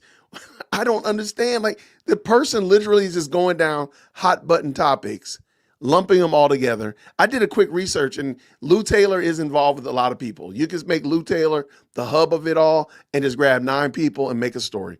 It really isn't that hard. Oh, and by the way, can somebody tell me when TPUSA Faith started? It seems interesting that Candace seems completely oblivious to TPUSA, as if TPUSA Faith just popped up last Tuesday. Tell me when it did in the chat. Thank you so much. A church with scandals? Can you say the Roman Catholic? Thank you, Phantom, for the $2 super, and I agree. Like, she doesn't talk anything about her own scandals in her own faith system. That's crazy work. Stephanie says this, thank you with the $10. Is it just me, or is she seemingly being more careful about saying that she doesn't know for sure? and that she doesn't want to expose people. Maybe she's being sued. When did ethics become part of her show? I don't know, and I don't think that's the case. I know what you're saying. I agree with how you're saying it. I don't think she cares. She literally just said, I don't know, and just throws people out there. Now, she is talking about a lot of, this whole segment was a lot of celebrities who are like public figures. So maybe you could say like, hey, nobody's going to sue you for saying something about Britney Spears or about Prince or Michael Jackson, right? But now she's about to shift gears and get into some not public figures. And that's where I think we'll see where the word choices change for there. Thank you, Phantom, again with the 10. CIA has nothing to do with this. They did not look at domestic issues. I need to see the story straight from the CIA and risk their lives every day overseas and get this type of stuff on them. This is some crazy work, man. Shout out. Thank you very much, friend. And we are almost down to the end. Thank y'all so, man. I appreciate you, Stephanie. 5 says this, Kabbalah is a form of Jewish mysticism. Is it? Oh no, did I say it wrong? I've been Catholic all my life, and for what it's worth, we don't claim candy. Look, don't worry about it. I've been black all my life. We don't claim candy either. Okay, I apologize then if I said that wrong. So please take that from me. I will put myself in 0-second timeout, and I'm back. All right, let's keep it going. Thank you, Captain Jack with the 5 says, I think candy has put all of us on our very own psychological op. I mean, you can't tell me that this is not comical what we're watching. Terry says this with the 5, Calvary is common name in churches. Is she lumping them all together so any church with the name Calvary is put on blast? I do think that there is a network of Calvary churches. However, there are non-affiliated churches that use the term Calvary. So I agree with you that she's probably doing a lot of Mickey Flinning right there just because a church, again, like you haven't proven to me that the Calvary in Long Beach is related to the Calvary in Brentwood, Tennessee. I don't know if that's really there. So shout out for that. Thank you for that comment. TR's Daughters of the King, thank you for the $2 super. I appreciate you. Thank you for supporting what we're doing over here. Cap Jacks with the 10. Crackhead Candy will never find a way out of this rabbit hole. She is busy chasing the Mad Hatter. Like, if you can envision somebody falling into a cave and getting lost and just running around, that's what I feel like. She's in an underground cave and she's stuck. Tracy, again, thank you so much for that very kind $5 super for sure. Thank you for that. And Jay Lynn says this with 2. She doesn't want people in church. See? Like why are you doing that? Oh, thank you so much, Alexis, right here with the 5. Mickey Mouse Clubhouse, Forrest Gump, the Illuminati, Scientology. What's next? We got to get some airplanes. I'm sorry. I believe we got to get airplanes. Airplanes got to get into the chat. Thank you so much. And then sweet and sassy. I love it with the $5. Thank you so much, y'all. I appreciate y'all. Thank you for rocking with me. Ladies and gentlemen, boys and girls, let's get back to it. And we are back. Let's go. It's muted. Happy. And we are seeing that play out right now. There's this push to seed an entire generation with this idea that they shouldn't want to own anything. They shouldn't aspire to ownership. They should just be renting. I even had a conversation with Milo Yiannopoulos, and we spoke about how that's kind of the point of making everything look really ugly and tiny and the walls are thin. Nothing is meant to feel like it's been here for a long time. Nothing is meant to be ancestral. That's been a topic that's been in the news recently. And I go back to something that was very strange when people were telling me what happened in the Hamptons before Charlie died. But Bill Ackman gave a presentation, don't forget, and told these younger people that they shouldn't aspire to own homes. They should just want to rent. There's no point in wanting to own property. Nothing should send to you a louder alarm that you should aspire to own property. You have every right to live where your grandparents lived, where your mother lived. Ancestry is very important, and I feel that they are trying to wipe that. And we are somehow at a very critical point. And I don't know much. I've never looked into the conspiracies about cloud seeding and these the burning of the Malibu homes. I actually think Spencer Pratt did some really fantastic work. Like Spencer. Dang, we just said planes are going to have to enter into it, and she just said it. Y'all, I am not a prophet. I don't know, man. I don't even gamble, but I might need to go play the lottery tonight. Wow, she just said, I don't know. So now I have bingo 3 ways. Yo, did she just say that? Wow. Y'all, hold on. I got to show you. I'm just going to. Okay. She said basically, I feel. I'm going to take that. You can have it. She's going on hunches. It's the whole thing. The whole thing is a bunch of hunches. Does anybody need genericize? Genericize? It's a word we made up a couple weeks ago. Basically, it just means generalization. Does anybody need that on their bingo board? Yo, I cannot believe this. Oh, random text. She was reading a random text from that crackhead. Man, come on. Does anybody need generous eyes? Because I'm just going to give it to you. If you need it, let me know. You need feelings and vibes? You know what? You know what? I'm pretty sure. I feel, you know what? I feel like the word genericize means vibes. There you go. There you go. Merry Christmas. This is craziness, y'all. I feel like this is madness on a whole nother level. Jason, get done. Stop this, man. Stop it. Spencer Pratt from The Hills did some fantastic work showing that this was actually a government conspiracy. That feels right to me. Like natural disasters and then buying our stuff up dirt cheap. And when I'm looking at this picture, this is all about ownership. It's like it does feel like they want to control and to own everything. Don't ignore that. Don't turn away from that. Don't think people are telling you wacky conspiracies. Our government is evil, okay? Terrible people who do terrible things are protected by our government, which means that we are being ruled by criminals who protect each other. And I just felt on my heart that I wanted to say that. You should aspire towards ownership. You are not born to be an effective slave. And that's what it feels like. It feels like soft selling us slavery, and we're reaching this critical juncture. Anyway. Wow. Now, I agree. I do agree that there's a push to make things unattractive so you don't want to own things. I actually agree. I do believe that. I'm not 100% certain that I believe the diagnosis is correct. The solution or prescription, I'm not sold on. Like, that's some wild stuff, man. All right, then, let's go. Jumping back into the Charlie Kirk story. First and foremost, I actually want to play a longer. Wait, hold on, wait. Him.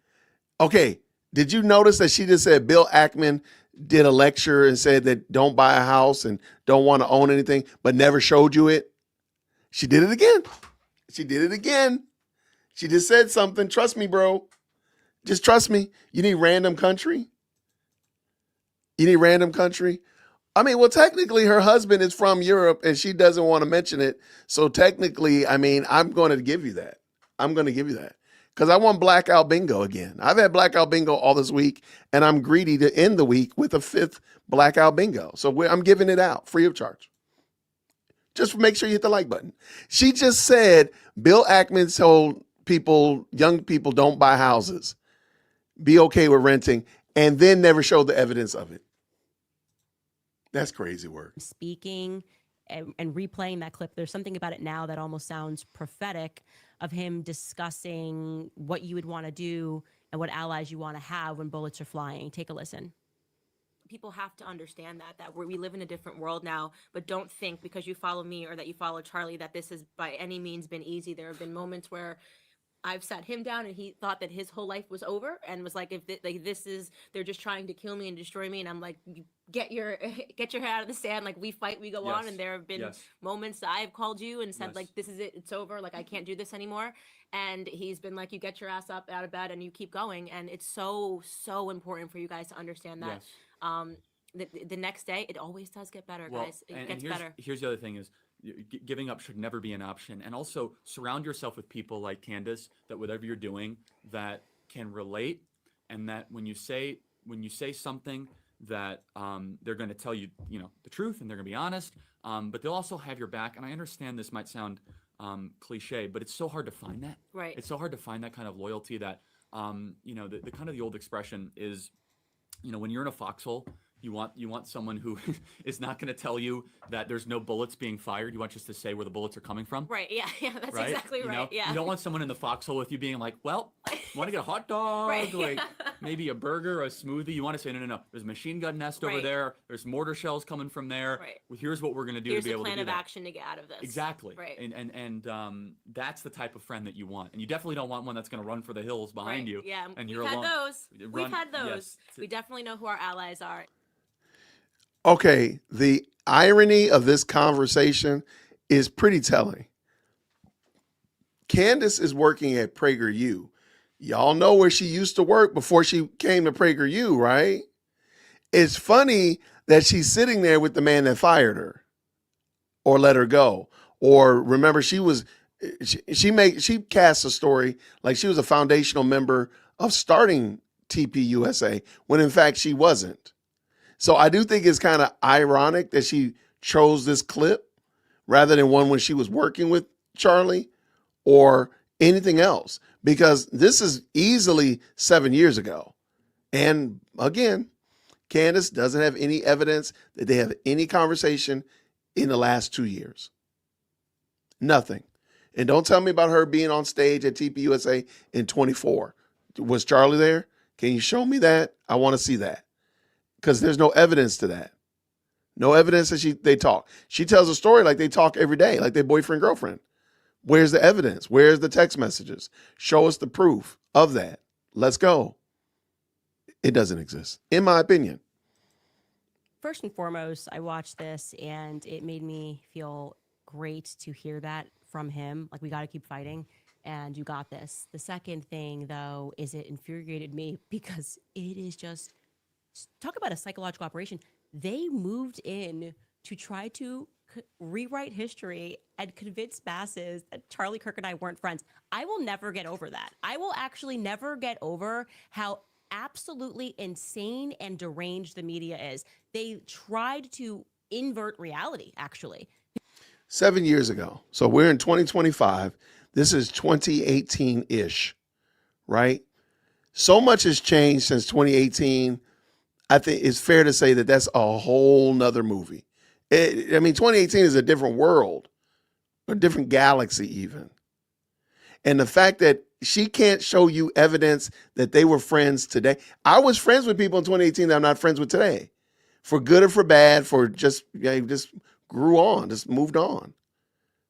And some people I thought were like ride or dies. So why is it that you can't show us evidence to that fact? The reason the media says it is because you haven't shown them anything.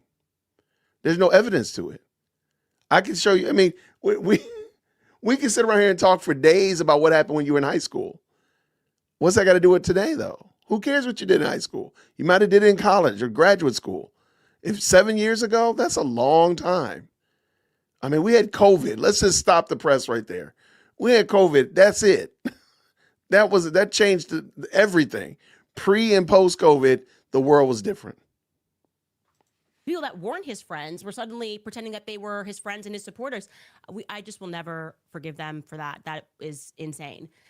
What we're saying there is important. Loyalty is hard.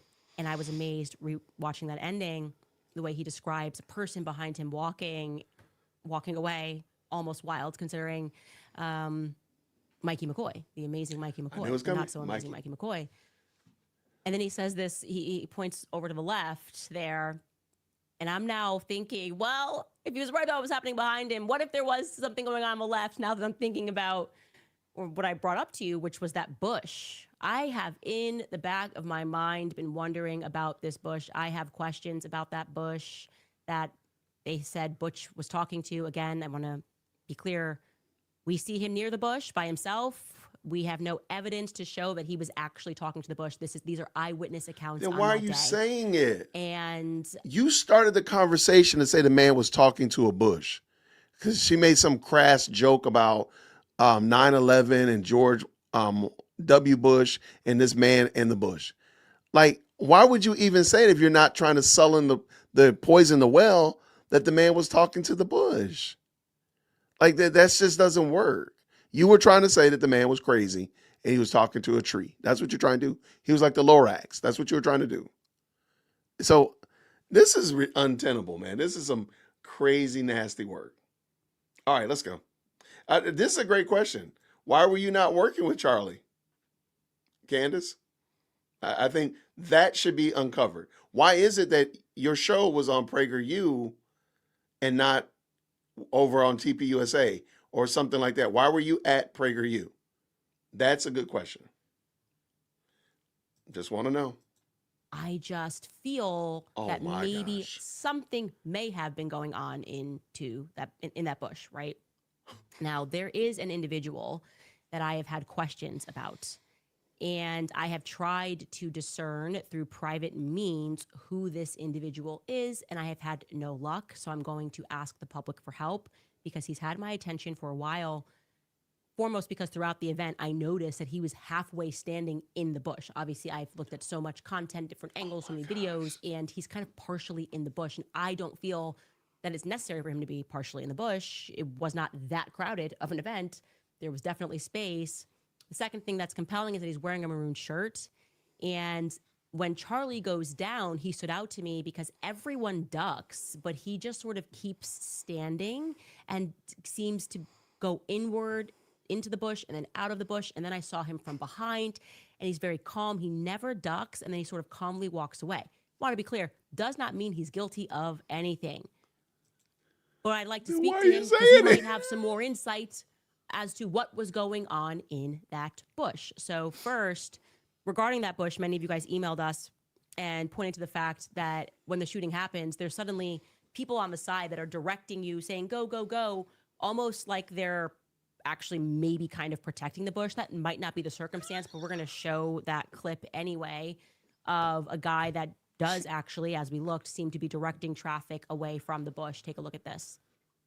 I don't know who's been shot. Let's see, right there on the side. You got people on the side there, standing, pointing away. Okay. Yeah, and there's someone in there like texting in a blue shirt. Now, that could be because there's a shooting and that's a... Real quick, if you need sources, if you need my sources, y'all can have it on your bingo board. I honestly, how in the world is this a thing? Like, just let it go, Jason. This is incredible, y'all. Please tell me, can somebody please, even if, don't lie to your boy. Don't lie to me. But is it possible that we're being punked? Is it possible that we're being made a fool of? What in the world? She's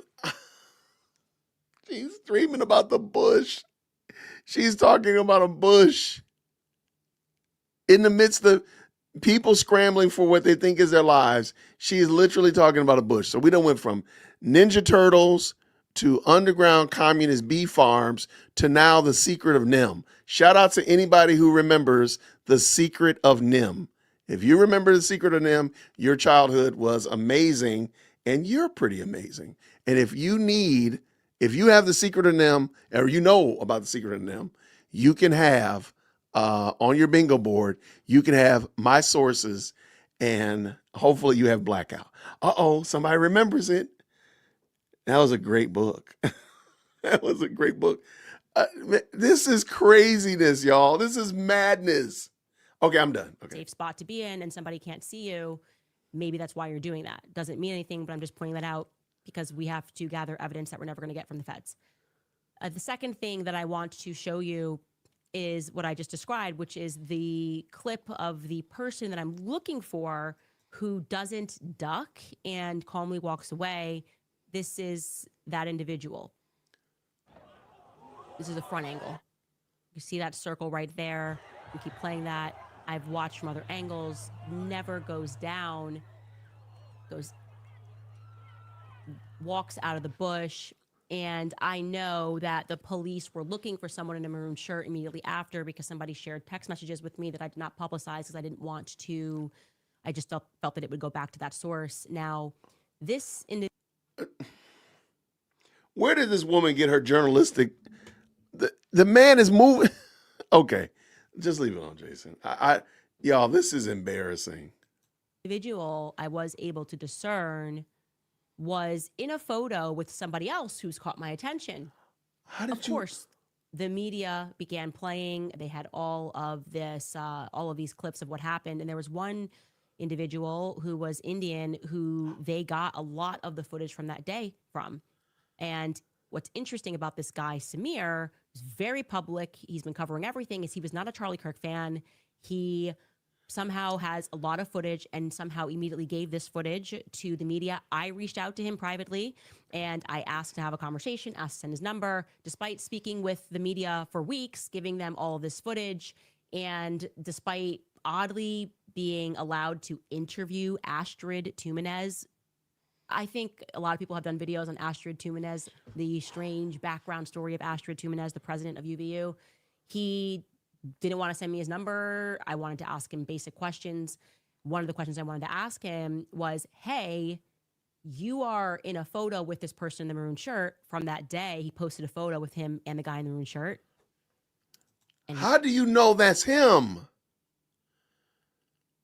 Because I'm sorry.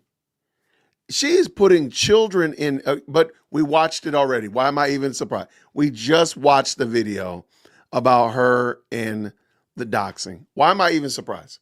Jason, why are you even pretending like you're surprised? Man. He makes it clear that they both went to BYU. His friend, I would like to know who Samir's friend is on the left. That's who I'm looking for. You might recognize this individual. If you do, and again, we are not. Hold on. This is spring 2022. Did the boy still wear the same outfit? How do you know that's him? Oh my gosh. Like, wait, so he wore the same outfit in spring. He wore that 3 years later at the Charlie Kirk assassination at OVU or UVU. Does she listen to herself? Yo, that is some grade A foolishness. Wow. Guilty of anything, but he might know if there was some activity in that bush. Please email moretips@CandaceOwens.com. Moretips@CandaceOwens.com. Okay. Moving on from the person in the maroon shirt, but sticking on to this topic of the bush, people also sent me a ton of information about Butch Hibbs, Jack Hibbs' brother, who was here, and he maybe might have been speaking to that bush. I don't know. Speaking to the bush he wasn't is the only crazy. person, by the way, who was in that bush before the event. Here's another photo that was sent to us of a guy. I don't know. Maybe he's comfortable in his bush. Who knows? Another guy in a maroon shirt. I never knew so many. So clearly maroon shirts are not, there's not one maroon shirt. Y'all flood the chat with, y'all let the chat know we appreciate the bushes. We need greenery in the world. This is crazy work. I don't know why it looks like he's standing. I hate to say it. It does look like he's standing in the bush. Does that mean that he is in fact standing in the bush? No. Does it look like it? Yes. How in the Lord's name are you making this an issue though? That's the thing I don't get. How is this an issue? The man is standing in the bush. Okay. So what? Like, what does that got to do with anything? Men loved maroon shirts. I never even knew that. But we have another guy in there. Again, he literally might just be sending a private text. I don't know, but people sent us that, and that's interesting. And on the topic of Butch Hibbs, we got a flurry of videos of him after this shooting takes place. He's kind of just like crawling the area. He's up and around where the shooting happened. With what clearance, I don't know. You would think that they had secured the area and nobody would be allowed to go in. They certainly seem to have crime scene tape, but some people were allowed in. He was. And beyond that, he is just acting what I would say is strange, generally being shady. And in this one clip, baby, you would know that people are acting strange. You would know. You would know, Candy. Candace, you would know that people are acting strange. there's a guy who's talking to the media about what he heard, and what he saw, and Butch is kind of just lingering in the background, almost as if he wants to know what that person is telling the media. I'm going to play that clip for you. You're going to see Butch in the background as another individual is being interviewed about what he heard and saw. I don't know. It sounded like a higher caliber. It sounded like a higher caliber, like a 9mm. It didn't sound like a 45 or anything, but I don't know. It didn't sound that deep to me. It almost sounded like a cherry bomb. Unbelievable. It was a gunshot. Wow. Wow. Yeah. I'm in shock. I am too. I can't But what believe it about- happened in Utah of all places? What about the guy in the red lumberjack shirt? I mean, there's a lot of people running around there with red hats on. You know, hey, how about we get on them? This is weird. Now, why is he standing there? I have no idea. Does it look shady? Does it look weird? You know what? I don't know why that guy's standing there. Am I to assume that he was involved in it? But again, because he's Jack Hibbs' brother, and she is going to smear Jack Hibbs, in my opinion, that's the only reason they're here. What does this got to do with anything? Larry has so much support, but obviously the opposition was here. And now we're looking at a murder scene, possibly. It's obviously a crime scene. But I don't think that Charlie can survive this unless the EMTs were close, and it was pretty, I mean, rated R level kind of stuff. Yeah. Well, thank you. No Appreciate problem. your testimony. You bet. Thank you, you too. Now, he may have just been hanging out, trying to get a ride, calling an Uber, that caught the video. We really just don't know. But I got to follow this faith feeling I have, this quote unquote faith feeling I have. And that's what I'm going to do. Feeling? That is what I'm going to do. I'm going to follow my every instinct in this until we figure out what happened on 9/10 and beyond that, right? This feels to me like so much is being revealed right now, and the linchpin of this is the Charlie Kirk assassination, and we are really understanding the way that our world works. So if you have any more information about Butch, some people were telling me that he was involved, and I have not been able to confirm this information with the military.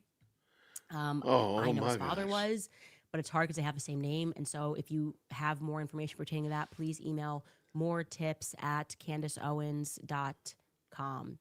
All right, you guys are going to take another brief break before I get into some of your comments.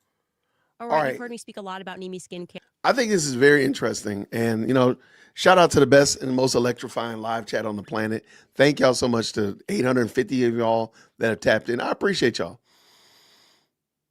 Candace is just making things up at this point. Somebody said like her sources are drying up and she's just reaching. Yeah, this is just pure, I'm just reaching. I'm just making up something. And I think also, I do not approve of that. I do not approve of that, Suzanne. I do not approve of that. I do not approve of that at all. No, I do not approve of it.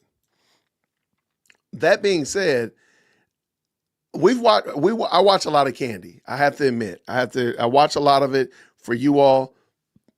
This episode right here, I've never heard her farming for tips more. This is the first time she actually asked for tips 4 different times in this video so far. And I know she's going to throw one at the end. So there's probably going to be 5, if not more. I don't think I've ever heard her say that before. That's a lot of farming for tips. And I've never heard her do it before. And if you go back and listen to the beginning, that opening salvo, that first 30 minutes was full of pure nothing. It was hot, stir-fried air. Nothing. Big old nothing burger. And I do think she's come to the point where she has nothing. Because there was nothing to listen to. There's nothing to talk about. But that didn't stop her, of course. But if you understand my point. So I'm interested to see how many more times she's going to farm for tips. Because I've never heard her beg for tips that much. And it just seems odd that she did that so much. So let's go ahead. We got to finish this thing up, y'all.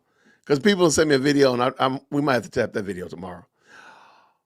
Where are we, Jason? Oh, by the way, if you need a bingo, let's see. She has not mentioned Allie. And I don't want Allie to be alone. I want Allie to be a part of this bingo game with us. So I'm going to go ahead and go with Allie. So I have blackout bingo now. Kudos. I got bingo 25 ways, and that's the way I like to win it. I like it. What is that? What is that effectively? 5, 10, and then you got the diagonal. So basically 12 different ways. Shout out, man. Shout out. Put a bush in the chat if you too got bingo. This woman is insufferable. All right, let's listen to these text messages. These messages she got. Let's go. It's muted.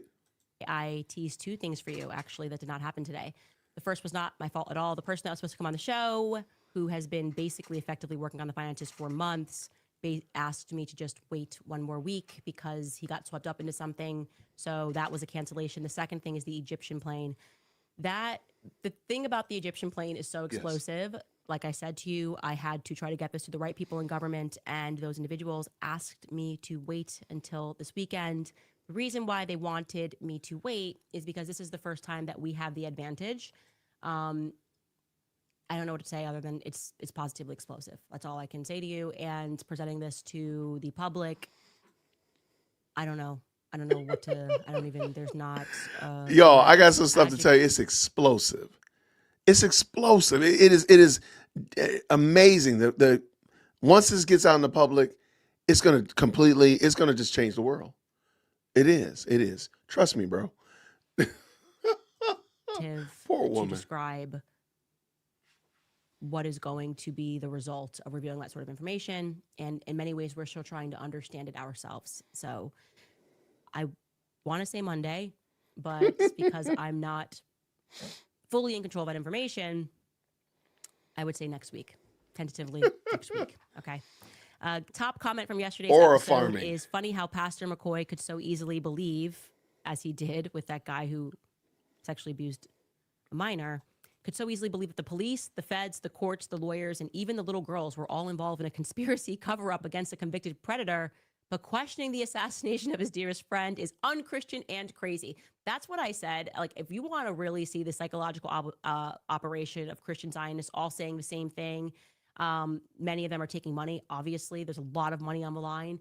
Turning Point just raised so much money themselves, and the amount of money you start make to is crazy. recognize these sorts of tactics, like just the hypocrisy, the astounding hypocrisy, where they will just be totally mum on the death of Palestinians. Would be like, how dare Candace even ask another question and not accept the narrative? The feds have always been honest with us about everything. Something stinks. You are so right. But Candace, okay, fine then, Candace.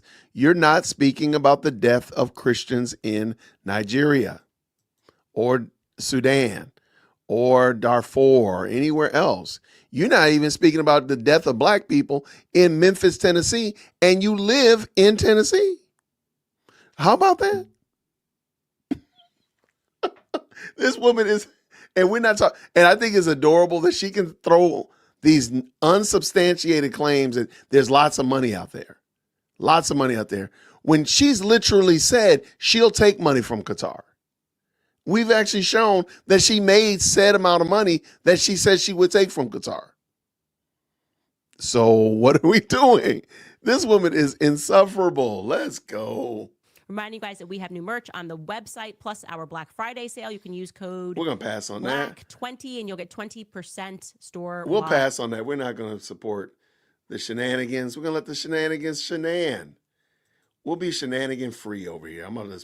She's doing a shout out for her merch. And I don't want to do that. I don't want to support More of these it. comments. Access gaming rights. Did you see that there are 7 Calvary Chapel churches near Huntington Beach, California?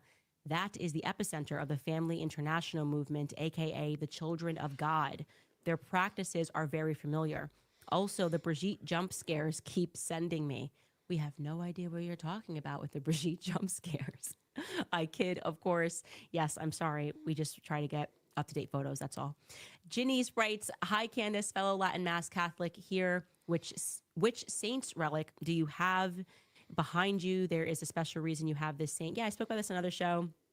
It was gifted to me by a priest while I was out in Wyoming, and it is from St. Michael's Holy Cave in Italy. So, yes, I was very grateful to have that, and that is a very powerful prayer of protection. Rianne writes, hi, this is Rianne from San Antonio, Texas. Thank you, Candace, for never giving up on the truth. You are Charlie's David. May God bless you and keep you and your family safe. I love you, sweet girl. Christ is King. Go Max. Go Max, indeed. We are going Max. Truth Accountability writes, Candace, remember the devil is striking hard because God placed something powerful within you. Thieves don't break into an empty house. I totally agree with that sentiment that thieves do not break into an empty house. They are overreacting to any questions. They're lying about what I'm saying. They're taking me out of context intentionally and pretending that we're doing all of this on the basis of a dream and that we never had any evidence. And But where that is the feels to evidence? me like they are fearful, and they should be fearful. Whatever they But are. where is the evidence, Candace? You said Charlie came to you in a dream and shared that he had been betrayed. You haven't shown us evidence to that fact. You've given us a ton of conjecture, a ton of, threadbare theories tied together with red string, but where's your actual hard evidence? That's what we want. And you're in control of the evidence. Are hiding, I'm going to find. Christopher Jolly writes, Mormons are Christians. Many LDS members like me love your work. Any crooks, please bust them. We want truth. Wheat grows together until the last day. The Book of Mormon, the reality. Oh, acknowledges. Sorry, I am not. If you ever make a word shorter like I'm not going to know that's acknowledges. I'm old. The reality and the danger of organized evil. Yes, of course. And I want to be very clear that a lot of the stuff that I have been able to find out in this investigation has been because of Mormons that have been willing to go on the ground to ask questions, to get me information, to get me phone numbers. Would not have been possible without these young Mormon students. So I'm incredibly grateful. And I always just say that and remind people, because sometimes when you're speaking about something, it can feel like a personal attack. And the reality is the devil loves to go in places where he can be the most deceptive. And what better place to go, right? People are showing up to Calvary Chapel because they love Jesus and they want to pray. And suddenly they're starting to realize they're getting a political message. Something is not right with Calvary Chapel. I stand by that. We lost someone, sent us an email and said, because I discussed Calvary Chapel's abuse history, that they would no longer support us. Like, I've always been very clear on the topic of abusing kids. Bye. Like, forever, I will never shut up on these topics. If something happens and it's relevant, I will always cover it on this show. Most of all, when I start to recognize that something happened at Turning Point USA and the faith movement seems to be at the center of it. It's very bizarre. The lies, actually, when you start to go through the list of Turning Point USA lies, so many of them surround the topic of faith, which is very strange. Like, he wasn't allowed to be Catholic. He wasn't allowed to be interested in Catholicism. How weird. Why? But my goal right here is not to start a fight with Catholics in the chat, because I'm getting ready to go. But, ma'am, you're making a claim and you're telling us that we have to prove your claim is false without you showing any evidence that the claim is actually true. You cannot have one witness. You need to have at least 2 or 3. Where's your evidence to what you're saying, Candace? That's the point that people are asking. You're not making a claim with evidence. You're just making a claim. You're actually just making an assertion. That's really all it is. Is the faith part so important? Think about that. Why were the lies that were surrounding that came out of Turning Point USA, which we were able to debunk, so many of them were faith focused? That's a clue. I recognize that as a clue, and that's what told me that I needed to hyper focus on the faith angle, because the lies were unnecessary. Greg Bickford writes, keep calling them out. The power grab in the vortex left behind is just too desperate to be genuine. Yeah, of course it's not genuine. Even yesterday, the Daily Mail, their APAC reporter, Victoria Churchill, publishes an article, the most bizarre headline.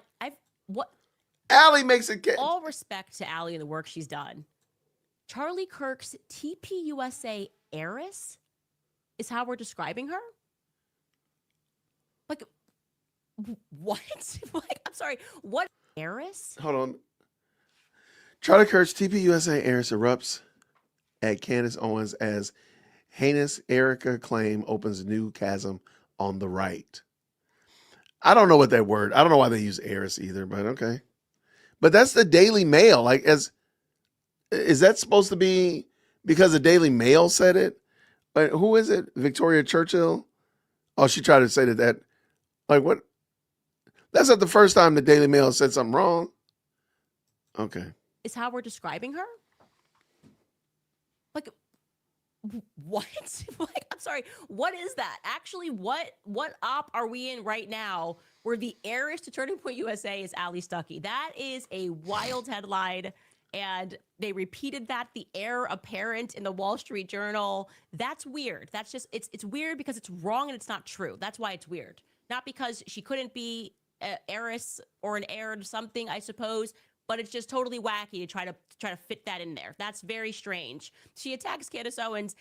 The context of calling somebody the heiress of Turning Point USA would make sense if you're referring to Erica. That's about it. That's literally probably it, because she quite literally was the heir to Turning Point USA. Like, she became the chairman, but that's weird. Like, that sort of stuff makes me go, what the heck is going on right now? But Weird that's psychological operation.